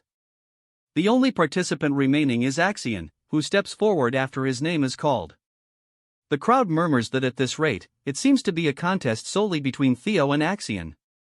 Some even speculate that even Axion cannot compare to the performance they just witnessed, unable to believe Theo has reached such an advanced level. Angered by the chatter, Axion grabs his blade and quickly consumes his pill. As he begins to infuse his aura into his sword, Vanna tells him to wait, but it's too late. Axion unleashes a dragon-type aura reminiscent of Theo's, but it produces a terrible sound as it scrapes against the wall. Vanna exclaims that this is outrageous. He has been surprised multiple times today. Axion's attack is just as grand as Theo's, leaving an X mark on the wall. The onlookers wonder how this is possible, noting that their marks are almost identical. In this case, precision grading will determine who emerges victorious. Axion inspects his mark, looking somewhat displeased before turning away. Once everyone has had their opportunity, Vanna declares that the first stage of the ceremony is complete. He praises the participants for their hard work and expresses his satisfaction with the number of individuals who have improved their scores. Those who have passed are instructed to prepare for the second stage in 4 days, at which time he will announce the rankings that everyone has been eagerly anticipating. The crowd beams with excitement for the results as Vanna prepares to announce the valedictorian for the first stage of the awakening ceremony. Both Theo and Axion wait in anticipation to hear the results. The scene begins with a booming announcement marking the end of the first stage of the awakening ceremony and the results about to be revealed. Among the participants, Theo Ragnar and his cousin Axion stand in tense anticipation. Suddenly, Theo's name is called, and the crowd gasps in shock as Theo is declared valedictorian. He has achieved a perfect 10 out of 10 in every category, earning the nickname Flash Tiger. Whispers spread through the crowd, marveling that Theo outperformed Axion, who was deemed unbeatable. The announcer notes that Theo's sword mark is nearly identical to the legendary Thor Ragnar's, leaving everyone in awe. Meanwhile, in the snow-covered mountains, Thor Ragnar, a major figure in the clan's succession, is seen walking alone, his presence hinting at his importance. Back at the ceremony, Axion is announced as second place, his perfect score edged out by Theo's slightly longer sword mark. Axion's blazing eyes reveal his fury as the crowd falls silent, tension thick in the air. The announcer concludes by congratulating the participants and announcing that the second stage will take place in 3 days in the Winter Mountains, leaving the 87 examinees preparing for what lies ahead. Later, Theo celebrates with Remington and friends in a cozy cabin, humbly thanking them and emphasizing that the journey is far from over. Reassuring Remington, who feels ashamed of his performance, Theo brushes it off and reminds him of their friendship, reigniting his determination as they toast to the next stage. Alone in the snowy mountains, Theo reflects on his victory, knowing it isn't the end and recalling his true enemies, Axion and Skydragon. Pulling out the nest compass, Theo sees it pointing toward the Winter Mountains, realizing the second stage might reveal the nest's location. Suddenly, sensing someone behind him, Theo vanishes and reappears with his sword at the intruder's throat. The man, introducing himself as Jotun from the Gill Sword Unit, explains that his captain was impressed by Theo's performance and offers him the chance to take the entrance exam for their elite squad. Theo, still wary, questions why he must take a test if the Gill Sword Unit is so eager to recruit him. Jotun explains that merely being invited to the test is a rare privilege. Before their conversation can go further, a sharp voice cuts through the tension, addressing Jotun and his group as Sword Platoon Fools. It's the fiery vice commander of the Black Iron Cavalry, nicknamed the Fire Goblin, who wastes no time offering Theo a position in her unit, claiming her offer far outweighs anything the Gill Sword Unit can provide. Suddenly, representatives from other elite units arrive, each vying to recruit Theo into their ranks. Chaos erupts as the heated competition intensifies, with each group trying to outdo the others. Theo, growing increasingly amused, considers quietly slipping away from the escalating madness. Just as he's about to make his exit, a calm yet commanding voice echoes through the air, silencing everyone. Flower petals drift gently around as Prunus Ragnar, the lady of the Plum Blossom Palace, steps forward, her arrival stunning the crowd. She gracefully announces her interest in Theo, leaving onlookers in awe. Meanwhile, elsewhere, Axion Ragnar, consumed by rage over Theo's victory, vents his frustration in a furious rampage, striking down anyone near him. His uncle intervenes, effortlessly stopping Axion's sword with 3 fingers. Chiding Axion for his outburst, his uncle advises him to focus and leans in with a chilling promise, "Follow me, and I'll show you how to make the second stage Theo Ragnar's funeral." Back with Theo, Prunus Ragnar steps forward with confidence and elegance, commanding attention. Her presence alone leaves a powerful impression on everyone, with whispers of admiration and speculation filling the air. As some try to impede her, Prunus unleashes a surge of energy, silencing any opposition and creating a separate space for herself and Theo. Within this mystical energy, she demonstrates her sword technique, celestial flower rain, a style emphasizing grace, precision, and control, in contrast to the destructive power of Lord Kyle Ragnar. A breathtaking flurry of flower petals accompanies her moves, leaving Theo awestruck as he absorbs every detail. Prunus reassures Theo that mastering the technique immediately isn't necessary, encouraging him to reflect on its essence. With a final burst of energy, she invites Theo to seek her out after the ceremony for further lessons, leaving him both inspired and humbled by her gift. 3 days later, the scene shifts to the vast winter mountains near the northern Great Wall, an expansive, imposing range that has served as a bastion of protection for humanity against horrors beyond for over a millennium. Here, amidst this historic and treacherous landscape, the second stage of the awakening ceremony is about to begin. Jackie Ragnar, the ceremony supervisor, steps forward to address the participants, emphasizing the sacred duty of the Ragnar clan as humanity's shield against the Demon Sea, a cursed land teeming with monstrous creatures. He reminds the apprentices that they will one day shoulder this responsibility. For this test, they must remain within the Great Wall, as venturing beyond is too perilous. The objective is simple: hunt beasts, collect the bells around their necks, and survive in the harsh winter mountains for 15 days. The bells vary in color, with higher value ones indicating tougher challenges. Jackie warns of a beast so powerful it requires teamwork to defeat, hinting at significant rewards for those who succeed. Participants are allowed to use any means necessary, including stealing bells from others, in this survival of the fittest trial and embodiment of the Ragnar way. Jackie also points out totems marking safe zones where they can rest and resupply. As soon as the test begins, the participants scatter, diving into the snowy terrain. Theo's allies head into the forest to gather supplies and support him, while the red-haired siblings Hulkus and his sister charge in eagerly. Axion Ragnar, however, races through the mountains with grim determination, his uncle's chilling words echoing in his mind, "Make this Theo's grave." Watching from the shadows is Ragnar, one of the clan's 4 hounds, keeping a close eye on Axion. Meanwhile, Theo prepares to enter the forest but is stopped by Remington, who confesses that after days of reflection, he now sees Theo not only as a friend but a rival. Theo warmly accepts the challenge, admitting he feels the same, and the two part ways with newfound resolve. Alone again, Theo steadies himself, pulling out his compass to guide him to the dragon's nest. The compass lights up, pointing him through the snow-covered wilderness, and Theo's excitement builds as he sets off. Elsewhere, deep in the mountains, a mysterious blue light glimmers on a steep, snow-covered cliff, hinting at secrets waiting to be uncovered. Trudging through the snowy outskirts, Theo mutters to himself about the difficulty of following his compass in such conditions, joking that a shovel might have been more useful than his prized moon-white sword, Griffin. Gripping the hilt, the blade trembles as if alive, and Theo swings it with all his strength, releasing a surge of blue energy that clears a path and reveals a hidden trail beneath the snow. Suddenly, he senses someone watching him and calls out, daring them to reveal themselves. From behind a tree, 3 men emerge, one of them chuckling as he asks when Theo noticed them. Theo instantly recognizes the trio, Hai, Cho, and Lon, notorious as the roughnecks of the mountain.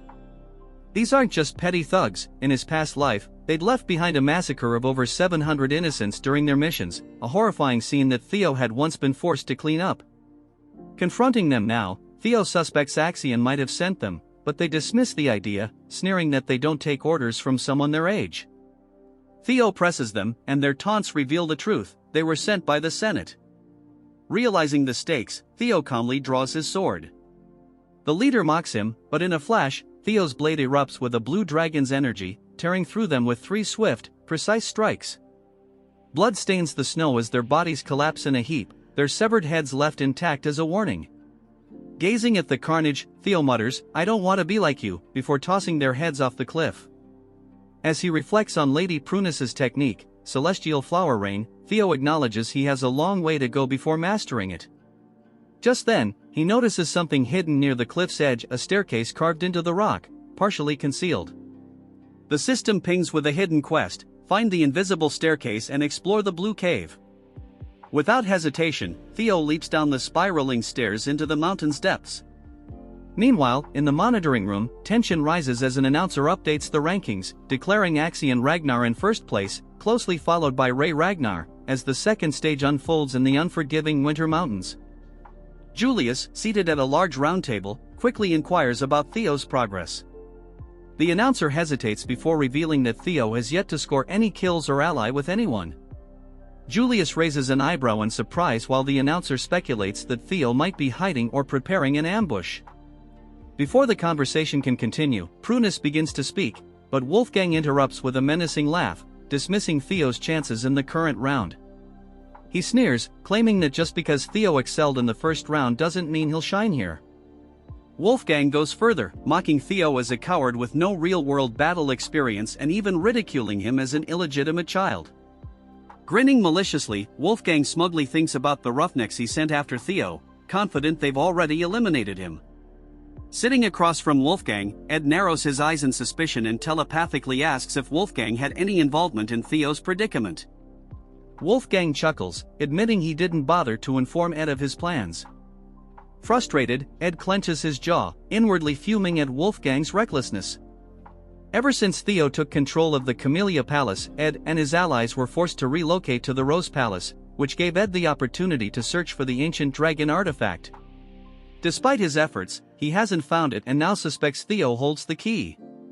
Determined, Ed gives a silent telepathic order to his subordinate to find Axion and urge him to accelerate the plan to eliminate Theo. Meanwhile, Prunus warns Julius that the Senate must be plotting something and suggests implementing a backup plan. Julius dismisses her concerns, confident in Theo's resilience. He believes Theo is likely biding his time and adds, with a smirk, that he hasn't forgotten Prunus met Theo behind his back. Prunus brushes off the remark with a laugh, stating that what truly matters is Theo's perspective. Meanwhile, Theo has entered a dark cave filled with skeletal remains, bones and skulls scattered across the ground. As he ventures deeper, the skeletons seem to come alive, letting out eerie roars meant to unsettle him, but Theo's mental fortitude renders him unfazed. Placing a hand on the cold wall, he activates his sensory perception skill, sending a surge of awareness through the cave and mapping out the paths ahead. His lips curl into a smirk as he detects a glowing path. This must be the hatchling's nest. A memory from his past life surfaces, he recalls Huel discovering a legendary item in this cave years later. Determined to claim the prize first, Theo follows the path to a massive, ancient door. Standing before it, he feels a slight pang of pity for Huel, knowing he's about to claim the treasure long before Huel ever has the chance. As he steps closer, the door seems to awaken, and Theo senses a presence behind it. Then he sees it, a massive eye, wide open, staring at him from the darkness. Dumbfounded, Theo pushes the door open, stepping into a vast, fantastical chamber. Before him lies a hoard of glittering gold, rare swords, and treasures from across the world. Yet, instead of excitement, Theo feels unease. This isn't the hatchling's nest he anticipated, it's something far greater. This is the lair of the ancient dragon. A bead of sweat rolls down his face as he grasps the magnitude of the situation. Challenging a dragon of this caliber is unthinkable. Survival alone would be a miracle. Scanning the treasure, Theo wonders if he arrived years too early or if Huel's intel had been wrong. Deciding to retreat, he turns to leave, but an intense gaze freezes him in place. Slowly, he turns back to see a massive, gleaming golden eye locked onto him. The dragon awakens, its voice resonating through the cavern with ancient authority. "You are the first selector in a very long time," it says. The dragon, lounging atop the treasure, watches Theo intently. Overwhelmed by the honor, Theo drops to his knees, bowing deeply, and greets the dragon as his ancestor. The dragon, amused, tilts its head at the term ancestor. Theo hurriedly explains, recalling his clan's history. Wasn't the guardian dragon the lifelong companion of Sigurd, the Ragnar clan's great progenitor? Wasn't it also the mother of the famed dragon that birthed their bloodline? The dragon snorts in what sounds like amusement, its voice laced with sarcasm as it clarifies the myths. That bastard Sigurd spread quite the tale, it says.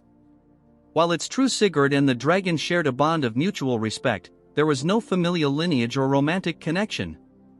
Their relationship was forged through a deep, sacred pact, not blood. After all, the dragon adds with a sly grin, a human and a dragon? Hardly a compatible mix. Theo feels his cheeks flush at the implication, but he presses forward, asking if all the Ragnar family's talk about carrying the dragon's blood is just exaggerated propaganda. Roadbroke nods, confirming that while the claim is largely mythical, it isn't entirely false. The contract with Sigurd did leave traces of the dragon's power, but only in a symbolic sense.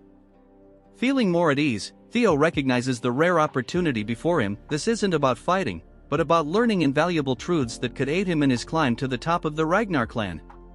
Sensing Theo's anticipation, Rodbrok sighs and explains that, as the guardian dragon, it is bound by an ancient pact. Any worthy selector who passes its test earns the right to ask 3 questions. The scene shifts to Axion Ragnar, who is busy taking down a ferocious beast with a technique known as Thousand Dragons Roar. In one devastating strike, he brings down a tiger-like creature, which collapses at his feet. He smirks as he picks up a small green bell from the beast's neck, muttering that this makes his 57th. Tossing the bell to a subordinate, he asks if there's been any news about Theo. Orion, a loyal member of Axion's group, reports that they still haven't tracked Theo's location. Orion can't help but admire Axion's incredible strength, thinking about how easily his leader dispatches creatures others would avoid. But his admiration gets the better of him as he mutters something about Theo's intelligence. Axion's expression darkens, and before Orion can react, Axion grabs him by the throat, lifting him effortlessly. With a deadly glare, Axion growls that true strength is fearless. Orion, gasping for air, stammers out an apology. Just then, another messenger arrives with news that the Central Intelligence Bureau has ordered them to hasten their mission. Axion releases Orion, still radiating menace, and brushes off the message, telling the messenger to inform the Bureau that no one is more eager for Theo's death than he is. His body seems to hum with unrestrained bloodlust, leaving his intentions unmistakable. We return to Theo, who is deep in thought, carefully considering how to frame his 3 questions for Rodbrok. He knows each one must count. After a moment, he takes a steadying breath and asks the first question, one that's been on his mind: why are you here? Rodbrok's eye gleams with approval at the question. A good start, it remarks with a chuckle. The dragon explains that far beyond the edges of the known world exists a being called the Nameless Monarch, a monster of unfathomable power. For thousands of years, it has been Rodbrok's mission to shield the world from this threat. Winter Mountain, grand as it is, serves merely as an outpost in a far greater conflict. Theo feels a chill as he realizes that even this ancient, powerful dragon harbors fear of the Nameless Monarch. Pushing aside his unease, he asks his second question: what is the ancient dragon's relic? Rodbrok, impressed by Theo's curiosity, explains that there are 3 relics tied to its soul, each a powerful artifact. But with a mysterious glint, the dragon reveals that Theo already possesses 2 of them. Shocked, Theo quickly recalls the dungeon in the Camellia Palace and his moonwhite sword, Griffin, but wonders about the 3rd relic. Rodbrok identifies it as paper, a result of the dragon's soul being split into 31 fragments, each given to humans to aid in defending against the Nameless Monarch. These relics, Rodbrok explains, can take many forms: an item, a weapon, or even an event. Theo's mind races as he connects the dots to his miraculous return to the past. Could his regression, a phenomenon he once thought impossible, have been caused by a relic? The revelation leaves him stunned, forcing him to rethink his entire journey. Gathering his courage, Theo asks his 3rd and final question: why was I chosen? Inwardly, he wonders why someone like him, who was once talentless, would be deemed worthy of facing the Nameless Monarch over others far stronger or more gifted. Rodbrok meets his gaze with a knowing look and counters with its own question: why do you think you're the only one chosen? Theo's eyes widen in shock as the implication sinks in. Others must have been selected by relics as well. His mind races to figures like Ed and even the Black Dragon. Did they know about the relics? Could they have experienced regression, too? The weight of the dragon's answer leaves Theo reeling, filling him with both clarity and more questions. A terrifying Nameless Monarch, an ancient dragon bound by duty, and the possibility of other regressors, the enormity of it all settles on his shoulders. Breaking the silence, Rodbrok declares that Theo's 3 questions have been answered and that the hidden quest is now complete. As per their covenant, Theo is entitled to a reward. A system notification appears, congratulating him on completing the quest and offering him a treasure. Rodbrok gestures to the vast trove surrounding them, inviting Theo to choose whatever he desires: gems, relics, elixirs, skill books, or armaments, each beyond ordinary imagination. Scanning the treasures, Theo feels a spark of boldness and surprises even himself as he smiles and declares, "I want you." Roadbroke freezes, visibly stunned, utterly bewildered by Theo's unexpected request. Roadbroke lets out a booming laugh, remarking, "It seems my popularity is truly eternal," and calling Theo's claim an amusing jest. However, her tone sharpens as she asks what he genuinely desires. Theo remains silent for a moment, then cryptically hints at something about her standing atop the treasure. Confused and increasingly irritated, Roadbroke narrows her eyes and demands, "That wasn't a joke, was it?" With unshaken confidence, Theo confirms her suspicion. Spreading her massive wings, Roadbroke generates a powerful gust, the sheer force nearly toppling Theo as it drives him back. Radiating an overwhelming aura of dragon fear, she demands, "Are you seriously trying to claim all my treasure and my knowledge with clever wordplay?" Theo braces himself against the oppressive force, his thoughts racing as he realizes the full weight of the guardian dragon's aura pressing down on him. Determined to withstand it, he grits his teeth, blood trickling from his eyes and mouth as he fights to stay upright. Summoning Lesser Drake's fear, a blue, smoke-like energy begins to emanate from him. Roadbroke sneers at his attempt. "How foolish," she mocks. "Do you think you can stand against me with such a minor fear?" Yet Theo remains resolute, defiantly declaring that the guardian dragon had promised he could claim any treasure within her nest, without any limitations. He boldly suggests that she herself, as the heart of this hoard, could be considered a treasure. Knowing he's gambling with his life, Theo clenches his jaw and resolves to press forward. He understands that Roadbroke, the legendary guardian dragon who had once forged a pact with Sigurd, the Ragnar clan's progenitor, represents an unparalleled claim to legitimacy. Summoning every ounce of his will, he declares that he will not let this opportunity slip through his fingers. Blood continues to drip as he demands that she honor her promise, choosing her as his prize and asking her to stand by his side. Roadbroke, watching Theo endure her overwhelming aura with unflinching resolve, feels a strange familiarity, a reminder of Sigurd's unwavering determination centuries ago. Slowly, she exhales, her fiery gaze softening. "Very well," she says, her voice carrying both amusement and nostalgia. "I accept your request." Theo, stunned by her words, takes a moment to process them. As her enormous form begins to transform, her dragon body is enveloped in a thick fog, and her golden eyes glow with an ancient, otherworldly light. When the fog fades, a humanoid figure emerges from the treasure, stepping into view. The mist clears entirely to reveal a breathtakingly beautiful woman. Horns curl gracefully from her head, her eyes shimmer with a golden hue, and an aura of ancient majesty radiates from her. Taking a few steps closer, she chuckles at Theo's awestruck gaze. "You seem captivated by my beauty," she teases. Then, with a somber tone, she reveals that she is over 2,000 years old and has suffered the loss of her heart 50 years prior. Her time, she explains, is short. She has only 3 years left to live due to her condition and is bound to her nest, unable to leave. Extending a hand toward him, she asks, "Do you still wish to choose me as your reward, even knowing this?" Theo smiles, his resolve unwavering. "My answer remains the same," he replies firmly. "I choose you, Roadbroke." A system notification appears, confirming that Theo has selected Ragnar's guardian dragon, Roadbroke, as his reward. Roadbroke shakes her head, half amused, half resigned. "You're a fool," she says, though her tone carries a hint of approval. "But such stubbornness is fitting for a chosen one." The system window updates, granting Theo 2 new titles, Guardian Dragon's Significant Other and Descendant of the Progenitor. Theo, bloodied yet triumphant, stands with fierce determination as Roadbroke gazes at him, her expression unreadable. Theo vows to grow stronger in search for more relics of the primordial dragon, determined to find something that can substitute for Roadbroke's lost heart. A system notification appears, indicating that a soul link has been established between him and the guardian dragon. Eyes filled with resolve, Theo assures Roadbroke that he will uncover a relic capable of fulfilling the role of her heart. Another system message informs him that he has gained a significant amount of experience points, resulting in a level up.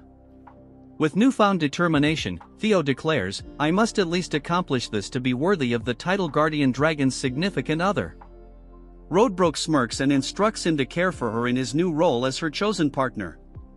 However, she warns that since she cannot leave her nest until a solution is found, she will soon enter hibernation. Before doing so, she produces a glowing blue book and, in an instant, appears directly before him. Pressing the book against his chest, she explains that reading it will awaken his mind gate, enabling him to form a true soul link with her. She gestures around the cave, informing him that food is available near the nest and encouraging him to take his time studying.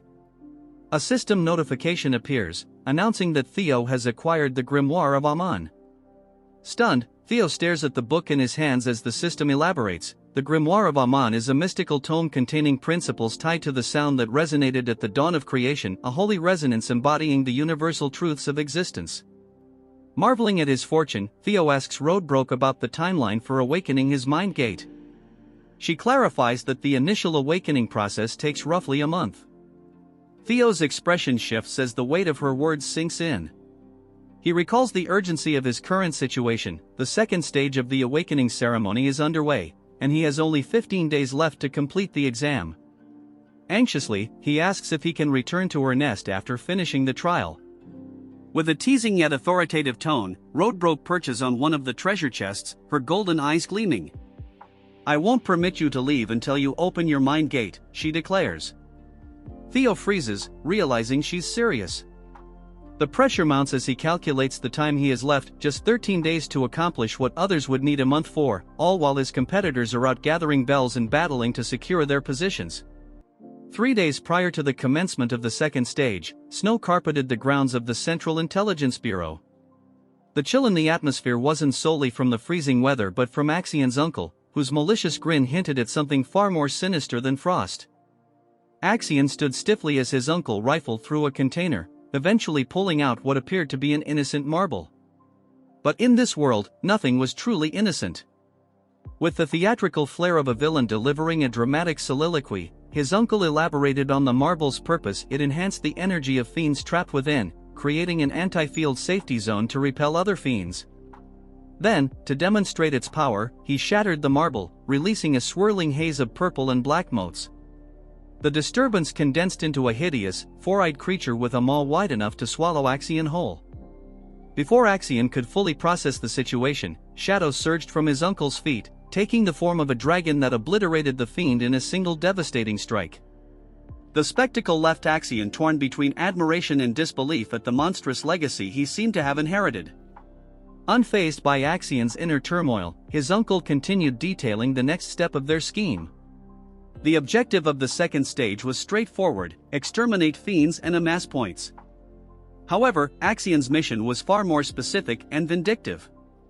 His task was to lure Theo out using the marbles. Axion, never one to embrace subtlety, suggested torturing Theo first to wring out every shred of information about the Rose Palace relic. His uncle, the ever-pragmatic voice of reason, reminded him that Theo wasn't someone to be underestimated. "Restraint has never been your forte," he chided, earning a murderous glare from Axion, whose clenched fists cracked audibly. Instead, they would exploit Theo's emotional vulnerability, targeting his treasured followers from Training Ground 4. Fast forward to the present, and Axion's plan was unraveling. Theo hadn't risen to the bait. Instead of participating in fiend hunting like a conventional contender, Theo had opted for a Where's Waldo approach, remaining elusive.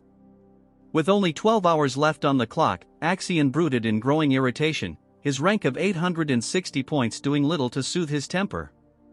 Behind him, pulsating lights announced the arrival of Felix Ragnar, a swordsman from Plum Blossom Palace and currently ranked 7th with 446 points. Felix, ever the self-proclaimed investigator, suggested Theo might have been apprehended by the council scoundrels. Axion's retort was cutting, a frigid, soul-piercing glare followed by a sneering jab: "Your deductions are as pathetic as your rank." To twist the knife further, Axion ridiculed Felix's association with Lady Plum Blossom. Felix's jaw tightened, his hands quivered slightly, but he wisely restrained himself, unwilling to retaliate. Axion dismissed him with a wave, declaring it was time to drag Theo out of hiding. Gathering members of the Scaled Dragon Society in Plum Blossom Palace, Axion laid out a plan to systematically hunt down Theo's companions. The Scaled Dragon members grinned maliciously, relishing the prospect. Unknown to Axion, an eavesdropper lurked nearby. Concealed behind a tree, Ragnar, ranked 3rd with 561 points, listened intently. In the shadowy, echoing forest, the agonized shriek of a dying forest lizard reverberated. A band of hunters stood triumphantly over its carcass, the rancid odor of blood mingling with the earthy scent of damp moss. This wasn't just any forest lizard but a mid-tier fiend. The hunters, however, basked in their own inflated sense of accomplishment. Among them was Sybil, ranked 68th with a paltry 31 points, barely managing to escape the realm of participation awards. He clutched a yellow demon bell, a keepsake from an earlier triumph over a fiend that had somehow been even less formidable than their current prey. His comrades, Gordon, ranked 53rd with 52 points, and Romero, ranked 62nd with 36 points, shared in his self-satisfaction, equally thrilled by their modest triumphs. If points were currency, Sybil and his crew would still be destitute, but at least they were breathing. Sybil held up the yellow demon bell, a lackluster emblem of mediocrity, and grumbled, 12 hours left, where's Theo? His tone carried less worry for Theo's well-being and more irritation over their meticulously saved supplies now feeling like wasted effort. The group's self-proclaimed strategist speculated with a blend of respect and cynicism, Theo's probably orchestrating something big. He's not like us, scrounging for points just to scrape by. The resident optimist added with a spark of excitement, what if he takes the top spot again? His glee earned a round of annoyed glances.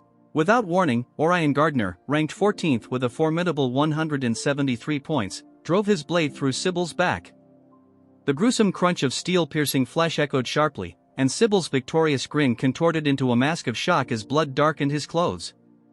Orion yanked his sword free with a flourish. You're nothing more than fodder, he said icily, his disdain as cutting as his blade. His frosty stare locked onto the others, daring them to act. As he raised his sword again, chaos erupted.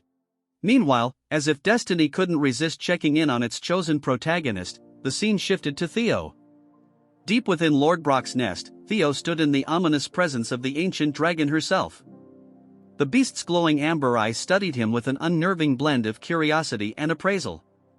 Her voice, a resonant rumble akin to rolling thunder, filled the cavern as she scrutinized his progress with the mind gate, a feat he had achieved in under a month, a timeline so extraordinary it could crush the spirits of even the most gifted. A system notification flashed before Theo, proclaiming his partial mastery of the Grimoire of Amon, magical principles partially understood. Theo smirked, muttering with wry amusement, that's my life, always the overachieving B+ in a world that demands an A++. The Grimoire, a notorious relic veiled in mystery, demanded not only immense mana but also the heart of a dragon to unravel its profound secrets. Luckily, Theo had both the mana and the dragon's heart, enabling him to advance at twice the pace of the average overburdened sorcerer. Yet, as always, the system, ever ready to crush his momentary sense of accomplishment, informed him that his stats were still subpar, granting him a skill called hatching. The ability wasn't entirely worthless, it allowed him to manipulate lingering thoughts through psychokinesis. Sure, it sounded impressive on paper, but Theo had been hoping for something far more dramatic, like conjuring infernos or bending reality itself. Lord Brock, unimpressed by his grumbling, closed her enormous eyes and remarked bluntly, "You've barely qualified to call yourself my consort." Theo blinked, dumbfounded. Consort? What kind of twisted partnership terms was this dragon operating under? Before he could respond, she continued, "You'll need rigorous training to master advanced skills. And don't forget, I've only got 2 years left. Prioritize my restoration, or we're both doomed." Her matter-of-fact tone only bolstered Theo's resolve. Flashing a determined grin, he replied, "Don't worry. I'll fix this. You're stuck with me now." Satisfied with his conviction, Lord Brock began the primordial covenant. Wisps of smoke coiled around Theo as her molten gold eyes burned brighter than ever. "You're my consort, the first in a millennium," she intoned, her voice laden with ancient authority. In a blink, she disappeared, teleporting Theo to a snow-covered mountain cliff. Standing amidst the expansive, frost-bitten wilderness, Theo exhaled a frosty sigh, his breath mingling with the biting cold. His gaze swept over the barren landscape as if willing it to offer him a lifeline. 12 hours, just 12 scant hours remained, and what did he have to show for it? A towering pile of regrets and an awakening ceremony that seemed about as useful as trying to teach a fish to climb a ladder. "This is going nowhere," he grumbled, kicking at the snow with the irritation of someone realizing they'd been playing in the wrong league all along. Hunting fiends? What a joke! It was nothing more than a glorified scavenger hunt compared to the level of skill he needed. First place wasn't just slipping through his grasp, it was sprinting away at lightning speed. Then, inspiration struck, a dim, flickering idea, but an idea nonetheless.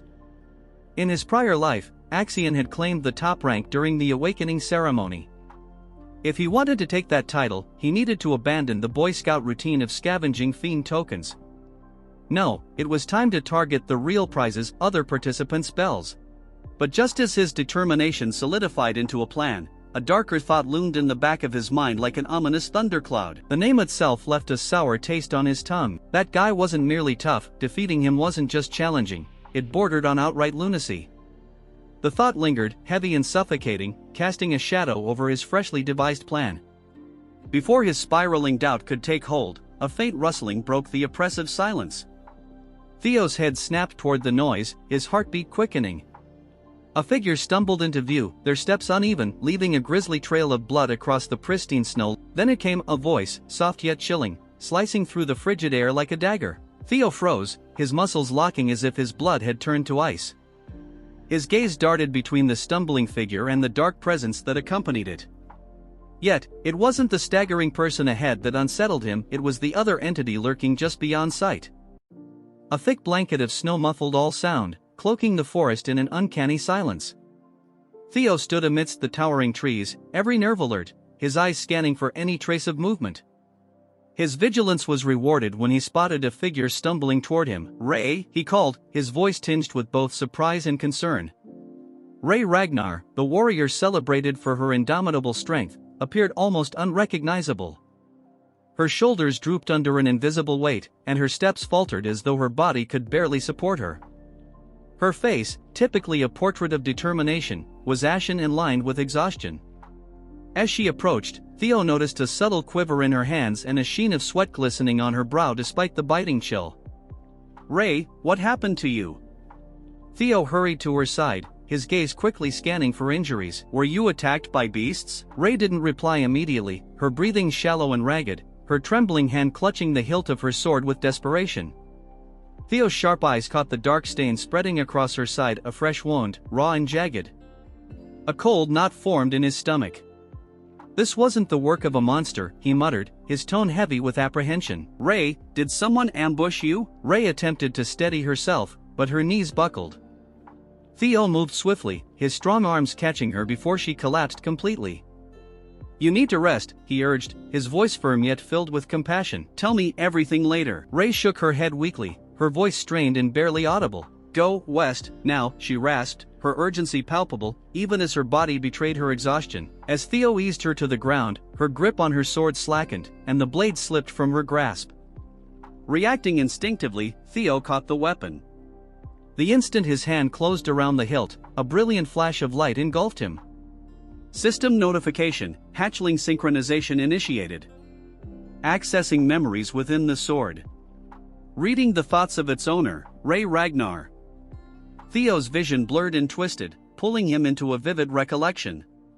The scene around him transformed, and he found himself in a secluded part of the forest.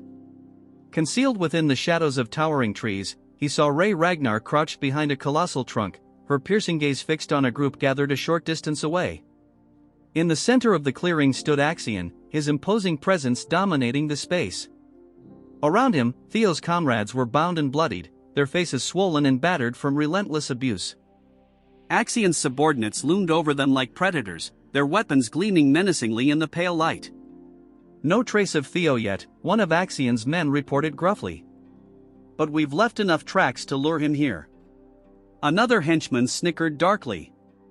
"We even let monsters roam the area. If Theo's alive, he'll come." Axion's icy, calculating eyes remained fixed on the hostages. His expression was unreadable, cold as stone, as though he was already several steps ahead in this cruel game. After a prolonged silence, Axion finally spoke, his voice cold and deliberate. "Should I execute them? Why bring so many? 2 or 3 would have sufficed." One of his subordinates shrugged nonchalantly, raising his blade. "Then why not dispose of a few? It'll make the message clear." The blade shimmered menacingly in the dim light as it descended swiftly, promising death. Just as it was about to strike, a resolute voice cut through the tension. "Stop this." Ray emerged from the shadows, her sword unsheathed, her stance defiant. Axion turned toward her, his brow furrowing with a mix of irritation and surprise. Ragnar? What brings you here? This doesn't concern you. They're Theo's companions, Ray said, her tone firm as steel and her fingers tightening around the hilt of her weapon. Release them. A smirk played on Axion's lips, his tone dripping with mockery. So, you've sided with Theo too, have you? Ray offered no verbal response. Instead, she charged, her blade flashing as it carved through the air. Axion met her head-on, his sword drawn in a fluid, practiced motion. Sparks erupted as their weapons clashed, the metallic screech echoing through the clearing. Ray attacked with unwavering determination, her strikes relentless, but Axion's skill and sheer power were formidable. With a crushing blow, he sent her sprawling to the ground. She attempted to rise, her body trembling with exertion, but her strength was fading rapidly. The memory dissolved like mist, and Theo found himself back in the present. Ray leaned heavily against him, her breath shallow and labored.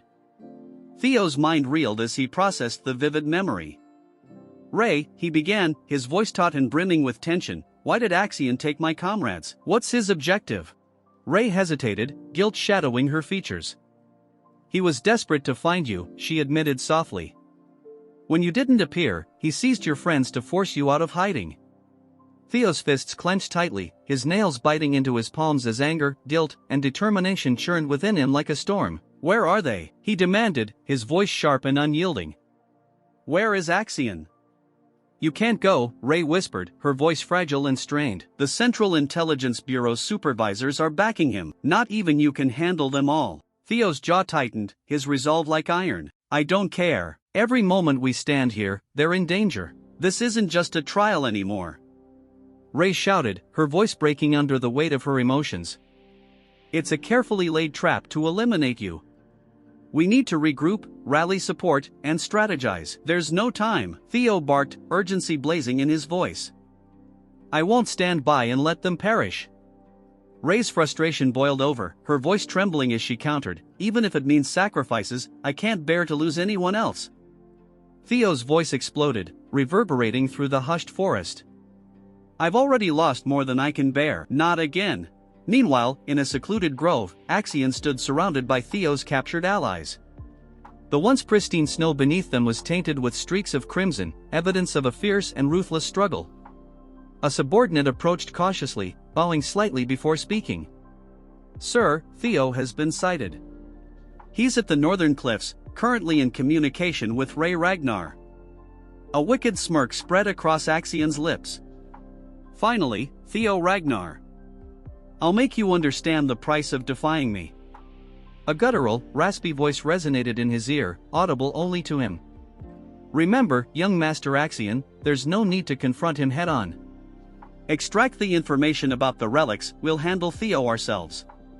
Axion's expression grew darker, and he inclined his head slightly. Understood, but I intend to make him suffer first. The voice continued coldly, use the summoning orb to divert the supervisor's attention. Meanwhile, with Theo, Ray made a final, desperate plea to deter him. Theo, please, don't do this. You're walking straight into their ambush. Theo's resolve didn't falter for a moment. Thank you for warning me, Ray, he replied, his tone unwavering, but I refuse to stand by while my comrades are in peril. As Ray was not ready to answer Theo, he pleaded her to tell their location, as memories of the time spent with his subordinates flashed through his mind. Hero's palace fell in his previous life and he couldn't do anything but watch as he was weak. With resolve and power this time he tells her that she also interfered, so Theo cannot just stand by and watch his subordinates die in front of his eyes. The air around Theo grew dense, charged with an unmistakable energy. A faint, dragon-like aura flickered behind him, embodying the sheer force of his determination. Ray's eyes widened, her breath catching as she felt the weight of his presence bear down on her. Where is Axion? Theo demanded, his voice steady yet authoritative, his gaze unrelenting. Elsewhere, deep within another part of the forest, three figures stumbled across a grim and disconcerting scene. Supplies lay scattered across the snow, and faint streaks of blood trailed away from the area. One of them, Remington, ranked second in the competition, knelt to inspect a blood-stained box. His expression grew somber as he spoke. These provisions, they belong to Theo's team. Behind him loomed Hulkus, a towering figure ranked 5th, and Eric's, who held the 4th rank. Both scanned the area, their faces etched with unease. "This doesn't look promising," Remington remarked grimly. He turned to his companions, his voice resolute. "We need to find them before it's too late. I'll need both of you to back me up." Chaos erupted as Theo faced a gargantuan white creature, its absurdly massive weapon poised to pulverize him. "Perfect," Theo muttered sardonically, evading at the final instant as the ground shattered under the beast's colossal blow. Unperturbed, he tightened his hold on the blade. "Just a giant, ill-mannered brute with no respect for boundaries," he quipped before lunging forward with surgical precision, targeting the creature's vulnerabilities. The beast collapsed with a guttural wail, but Theo spared it no glance, already forging ahead, his thoughts fixed on his imprisoned friends. As if fate conspired against him, 5 identical monstrosities emerged, their glowing crimson eyes radiating menace. "What is this? Axion's discount monster factory?" Theo snapped. Drawing upon the dragon's 3rd claw, he unleashed a cataclysmic sword strike, annihilating the pack in one sweeping motion. "Efficiency," he muttered, stepping over the wreckage, though triumph was fleeting. The ultimate adversary appeared a colossal abomination dwarfing its predecessors. Its very presence seemed to mock Theo's readiness. "Massive, but I've seen worse, mostly my own poor decisions," he sneered. As the beast bellowed, Theo launched himself skyward, descending like an avenging meteor, his blade embedding deep into its skull, silencing it instantly. The tumult faded, transitioning to Ray, who lingered in the eerie quiet of Theo's departure. Memories flooded in young Theo, grasping her hand, courage blazing in his small frame. "Always so reckless," she whispered, frustration and nostalgia mingling. Resolving not to stay idle, she clenched her fists. "Go on, play the hero, but don't think I'll let you have all the glory." With a determined stride, she vanished into the forest. Meanwhile, in Axion's lair, Theo's captured companions, brimming with fury, strained against their bonds. One, channeling fiery defiance, yelled, "You'll regret this, Axion." Predictably, the flamboyant villain responded with a mix of disdain and gratuitous cruelty. Axion's boot slams into the captive's face, forcing him to the ground as a derisive smirk spreads across his lips. "Such clamor," he sneers. Ever the performer, Axion draws his blade, the steel glinting menacingly as he levels it against the man's throat. Before he can escalate further, a velvety voice slithers from the shadows.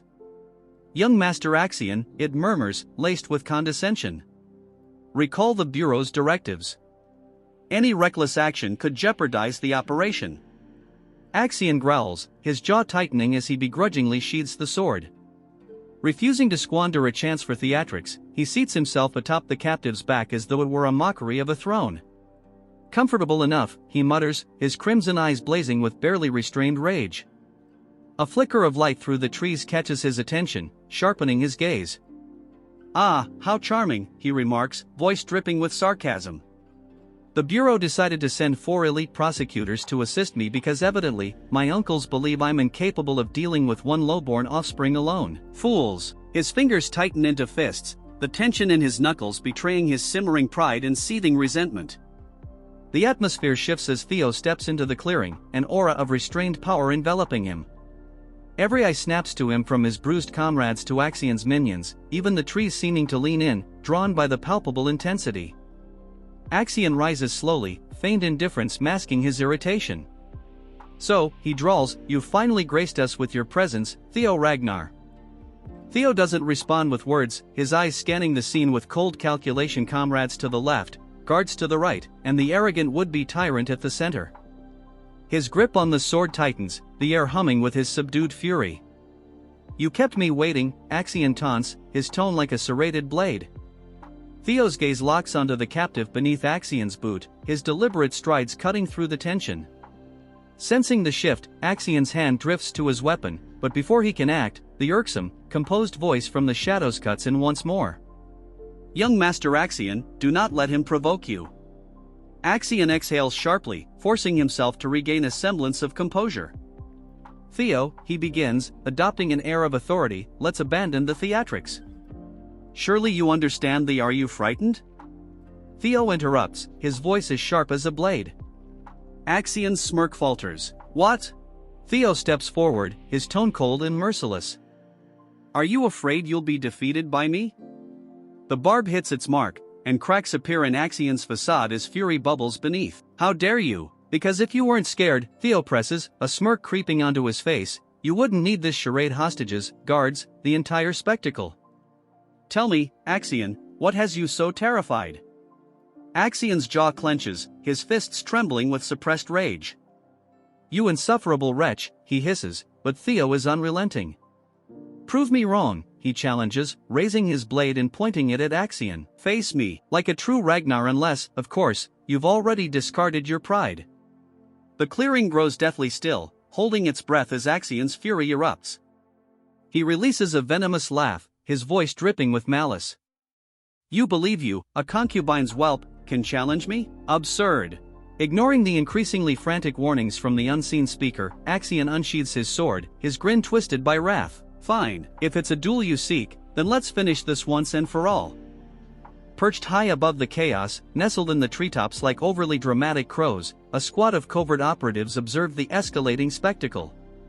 Cloaked in shadow and armed with expressions of grave importance, they exchanged hushed remarks. This is spiraling out of control, one muttered, peering through a pair of binoculars. Stick to the strategy, another replied tersely, their tone heavy with the distinct air of we should have had lunch first. If Axion loses his grip, we step in. Meanwhile, back on the battlefield, Axion, the perennial master of theatrics, addressed his followers with the gravity of someone announcing the end of days. No one interferes, he declared, his voice booming with self-importance. This is a duel of Ragnar honor. He gestured grandly toward Theo as though unveiling a prized gladiator. The captives remain unharmed until this concludes, he added, because evidently, nothing screamed honor quite like keeping your opponents tied up. Theo, ever opportunistic, launched his assault before Axion could finish his self-obsessed speech. One moment Axion stood poised, the epitome of control, the next, he was scrambling to parry a strike so swift it bordered on insulting. Axion faltered, his thoughts racing to catch up with reality. Theo smirked, his blade catching the light with an almost vindictive glint. Quit stalling, fight me for real, he challenged, his tone a perfect blend of mockery and provocation. Infuriated, Axion decided it was time to unleash his ace. Fine, he bellowed, channeling his ultimate technique, Thousand Dragons Roar. From his blade erupted a colossal, blazing red dragon, its fiery maw snapping with a ferocity that would send most fleeing or praying. For a heartbeat, Theo froze, his eyes widening at the sheer magnitude of the assault, blinking at the inferno barreling toward him. So this is your idea of fair play? Good to know. But Theo wasn't one to remain idle for long. Summoning his glowing blue sword, its radiance bordering on obnoxious, he steadied himself. With a single, devastating sweep, he unleashed the dragon's third claw, meeting Axion's fiery monstrosity head-on. The resulting collision was blinding, and when the light faded, the red dragon was gone, reduced to a disgruntled wisp of smoke. Axion gaped, disbelief etched into his features, his jaw practically unhinged.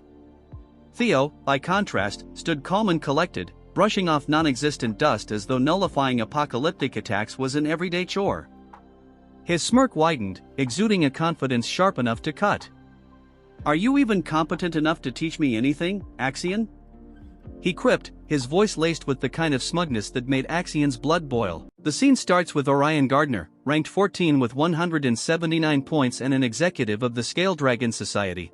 As Theo effortlessly countered Axion's Thousand Dragon Roar, Orion's usual composure broke. Unbelievable, he muttered, his voice laced with disbelief and a touch of dread. This was not how the day was supposed to go. For weeks, Orion had dismissed Theo as a minor obstacle, someone Axion could crush without much effort. But now, here was Theo, calm, precise, effortlessly dismantling Axion's flashy attacks as if swatting a fly. This is bad, Orion thought, his fingers twitching as if he was on the verge of making a foolish decision.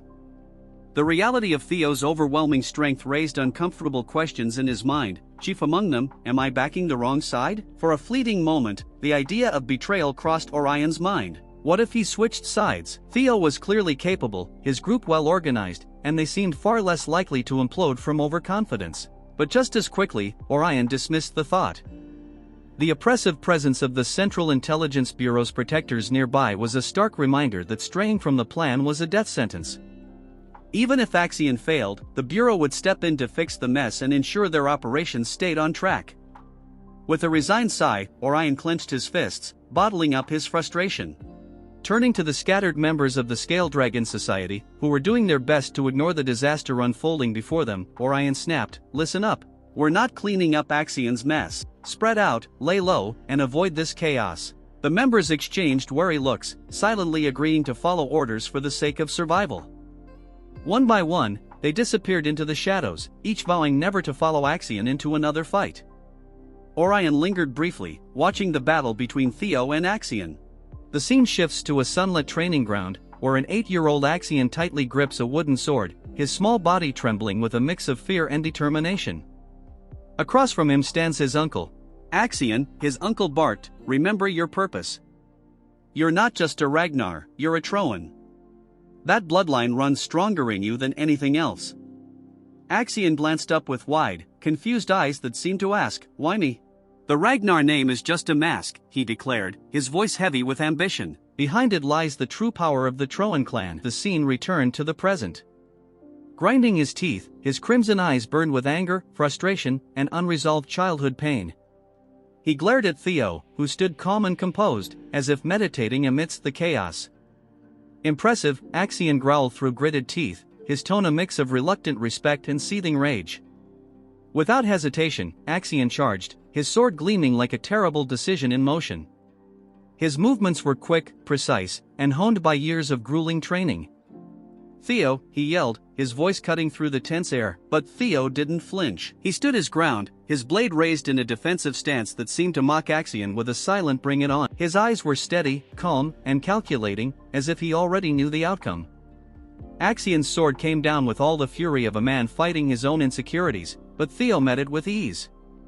The clash of steel rang out, sending shockwaves through the battlefield as sparks flew from their blades, momentarily lighting up their intense expressions. How could Theo, a so-called concubine's child, stand so confidently, matching him blow for blow? Meanwhile, Theo allowed a faint smile to cross his lips, not smug, but worse. The scene shifts again to the shadowy halls of the Central Intelligence Bureau, a fortress of secrets. Within its most secure chamber, Julius, the dramatic chief advisor, paced like a child who just heard juicy gossip. His ceremonial robe swished with every step as he grinned from ear to ear. "Theo Ragnar lives. That boy is far more resilient than we ever gave him credit for." Across the room, Wolfgang stiffened, sweat beaded on his weathered face as his mind struggled to process the implications. "Theo survived," Ed Ragnar muttered in disbelief, his hands trembling slightly, a rare crack in his normally steely composure. "I sent my 3 best scoundrels after him, how could they fail?" Meanwhile, seated in a highback, Ed's expression remained eerily calm. The scheming uncle of Axion, he didn't let his emotions show until the weight of the report sank in. Slowly, with the grace of someone who'd been plotting for years, a smirk stretched across his face. "So, Theo is alive," he murmured, his voice smooth and almost pleased. In his mind, the gears started turning. "Axion will uncover the relic's secrets, and then my swordsman will finish Theo for good." Before he could spiral into another villainous monologue, the room's informer interrupted, their voice trembling. "Sir, there's more." Ed's smirk faltered as his head snapped toward the informer. "What is it?" he demanded sharply. The informer hesitated, clearly aware they were about to ruin Ed's carefully constructed sense of control. "Theo and Axio, they're currently dueling," they stammered. The words landed like a slap. Ed shot to his feet so quickly that his chair nearly toppled. "A duel?" he exclaimed, his calm demeanor shattering. The room fell silent as his mask of composure cracked. Back on the battlefield, Theo moved with a deadly grace, his precise footwork making his movements unpredictable. Axion, for all his anger, matched him move for move. He deflected Theo's first attack, parried the second, and narrowly avoided the third. "He's stronger than I expected," Axion thought, his grip tightening on his sword. But then his crimson eyes gleamed with confidence. "But he's not fast enough." With a sharp motion, Axion hurled his sword, the blade slicing through the air with deadly precision. Theo's eyes widened as the weapon hurtled toward him, and for a brief moment, time seemed to slow. A memory surged to the surface, vivid and burning. The sudden appearance of the thrown sword leaves both of them rattled, their confidence shaken as memories resurface. Theo recalls a haunting moment from his past, a thrown sword, his death, the pain. Axion lands lightly on the snow, the swirling flakes forming a shroud around him. His icy gaze locks onto Theo, sharp and cold like shards of frost. "There's a basic flaw in your strategy," he states, his voice dripping with contempt. He continues, his words cutting like a blade, "Relying on flashy, predictable moves only makes it easier for me to read you." A single drop of blood falls from Axion's blade onto the untouched snow, a grim reminder of the fight's deadly stakes. The pristine white around the fallen soldier quickly turns crimson, the scene stained by violence. Theo's eyes narrow as his gaze shifts to the fallen man. His mind flashes back to the cloaked figure he faced in his final moments before his regression. Axion, standing over the lifeless form, feels a twinge of unease. The man's face, frozen in a silent scream, etches itself into his memory as the puzzle pieces start falling into place. In the memory, a cloaked figure pulls his hood lower, shrouding his face in shadow, an ominous presence against the snow-covered backdrop. Axion's patience thins, his blazing eyes reflecting his rising frustration. "End this," he commands. Theo's fury builds, his face a mix of grief and anger. Memories of the burning palace, screams, and devastating loss flood back. "The monster who caused this," he growls, his voice heavy with venom, "will pay." His memories deepen, taking him back to the Rose Palace, now engulfed in flames. Once magnificent, it is reduced to a crumbling inferno. "The day I died," Theo whispers in the memory, his voice laden with regret. He remembers running through the burning halls, helpless and desperate. "I was supposed to die that day," he thinks bitterly, the weight of his powerlessness crushing him. And Theo recalls Evelyn's relentless investigation. Her efforts uncovered the truth. Randon and the Camellia Palace were intertwined, two faces of the same coin. The attack was orchestrated, the burning palace a cruel reminder of betrayal. Theo clenches his fists as the realization sharpens. Among all the swordsmen, only one would dare to use such a reckless technique, a thrown sword. The truth hits him like lightning. "Axion Ragnar," he whispers, the name bitter in his mouth. Analyzing his opponent's style, Theo concludes, only someone blinded by arrogance would rely on such a gamble. Any lingering doubt vanishes as certainty solidifies in his mind. Theo grips his broken sword tightly, the jagged metal cutting into his hands, but he barely feels the pain. The blade cracks, breaking into two useless shards. As the pieces fall to the ground, he whispers, his voice raw with anguish, "What is it with you people?" Axion's eyes widen in disbelief, his voice shaking as he stammers, "He broke a sword with his bare hands." Theo's bloodied hand tightens as he glares at Axion, his voice steady and resolute. "This isn't like before," he declares. "I won't repeat my mistakes." With smooth precision, Theo picks up a fallen sword from the snowy ground, a weapon left behind by a fallen comrade. With a surge of energy, Theo hurls the broken sword toward Axion. Axion scoffs, unimpressed by the act. "What kind of pathetic attempt was that?" he sneers, his tone dripping with disdain. "A poor imitation of my technique, you're truly a fool." But as Axion's words fade, his eyes narrow, and a flicker of unease appears. Something about Theo's movements feels off, sending a chill down his spine. A shiver runs through him as he senses the power radiating from Theo. This is no ordinary killing intent. "This is something far darker," he whispers, fear creeping into his voice. Theo's mana surges like a tidal wave, a palpable force exploding outward and pressing down on the battlefield. Axion feels as though he's suffocating, the sheer intensity of the energy leaving him breathless. How can his mana be this strong? He wonders, his blood turning cold as realization strikes. Axion is frozen in shock, his mind reeling with unanswered questions, failing to notice Theo's rapid approach. Theo unleashes a devastating wave of energy, a force so overwhelming it tears through the forest, shattering trees and shaking the ground. The air crackles with raw power as Theo raises his glowing blade, its light almost otherworldly. With a fierce cry, he swings the sword down, aiming for Axion's head. Axion, driven by desperation, lifts his own sword just in time to block, sees an opening and presses his advantage. A cruel smile curls his lips as he taunts, "Is this all the mighty Axion Ragnar has to offer? I'm honestly disappointed." Axion's face contorts in rage, his voice a guttural growl. You'll pay for that. In a sudden move, Axion grabs Theo's arm, catching him off guard. Theo stumbles, his balance momentarily lost. Axion seizes the opportunity, his sword swinging toward Theo's head. Theo barely manages to leap away, narrowly avoiding a fatal blow. As Axion rolls back to his feet, Theo's lightning-fast kick slams into him, forcing him to block with trembling arms. Theo advances, his cold, determined gaze locked on Axion. "Let me show you how it feels," Theo growls, his voice a cold, menacing promise. He pauses, letting his words hang ominously in the air, his glowing blade illuminating his face. "To have a sword driven through your stomach." Theo's strike is swift and merciless. Axion's eyes widen in disbelief as Theo's blade finds its mark, aiming straight for his head with deadly precision. Moving to the Remington in group, surveying the scene, "It doesn't look like a monster attack," a voice remarks while. "It looks more like someone was taken." "The only one capable of such an act is Axion," Remington suggests. Hulkus, Erica, and Remington exchange uneasy glances before Remington adds, "Axion? But he's in first place." Hulkus wonders aloud, does he want to collect more bells? Remington's eyes narrow as he pieces the situation together. "It seems like he's taken Theo's subordinates hostage to lure him out," he says grimly, his voice hardening. "He's planning to eliminate Theo during the second blooming ceremony." Hulkus is furious. "What? He should face him fair and square. What is he even doing?" Erica, ever pragmatic, remarks coolly, "Turns out Axion's a coward." Hulkus, still seething, shouts, "So what?"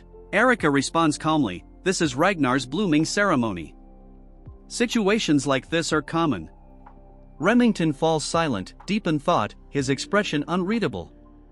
Finally, he speaks, his tone filled with disapproval. "That's why I dislike Ragnar. Even if this is a contest of strength, such actions are unacceptable."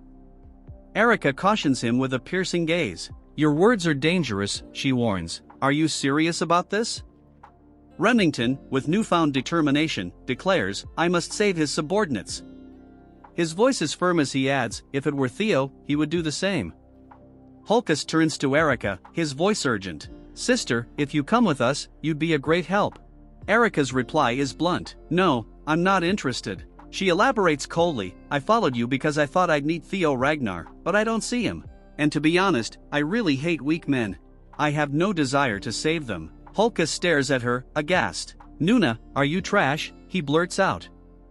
Erica snaps back. "What did you say, you punk?" Remington steps in to defuse the tension.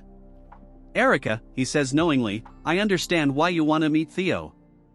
Erica's eyes widen in surprise, caught off guard by his words. Remington continues, his voice calm yet persuasive. "If you help us now, I guarantee it will bring you closer to achieving your goal." A sudden burst of movement breaks the stillness of the snow-covered landscape. Remington, Hulkus, and Erica sprint across the expanse, their mission clear. Glancing back, Remington calls out with determination, "Hold on a little longer, everyone." Suddenly, a sword materializes in their path, its wielder blocking their advance. The owner's intent is clear as they command, "Stop, you can't go any further." In the distance, a group of figures emerges, swords drawn, forming a formidable barrier. Remington's eyes widen in recognition. "Scaled Dragon Society," he mutters. One of the figures steps forward, a smirk playing on his lips. "It's been a while, Wellington," Orion says, his voice dripping with sarcasm. "I can't believe you abandoned us to hang out with some dumbass," he sneers before adding, "and now you're running with those stupid bare-brained muscleheads." Hulkus, enraged, explodes. "What did you say? That we're dumb muscle-headed bears?" Orion feigns innocence. "I didn't say all that," he replies mockingly. Remington's voice cuts through the rising tension. "Move aside, Orion. I don't want to fight an old friend." Orion, unyielding, shakes his head. "I refuse." Remington's gaze hardens, his hand tightening around his sword hilt. "If you won't move," he warns, his voice cold, "then I'll remove you." A sword swings with deadly force, and the clash is immediate. Blood splatters across the pristine snow, stark against the white expanse.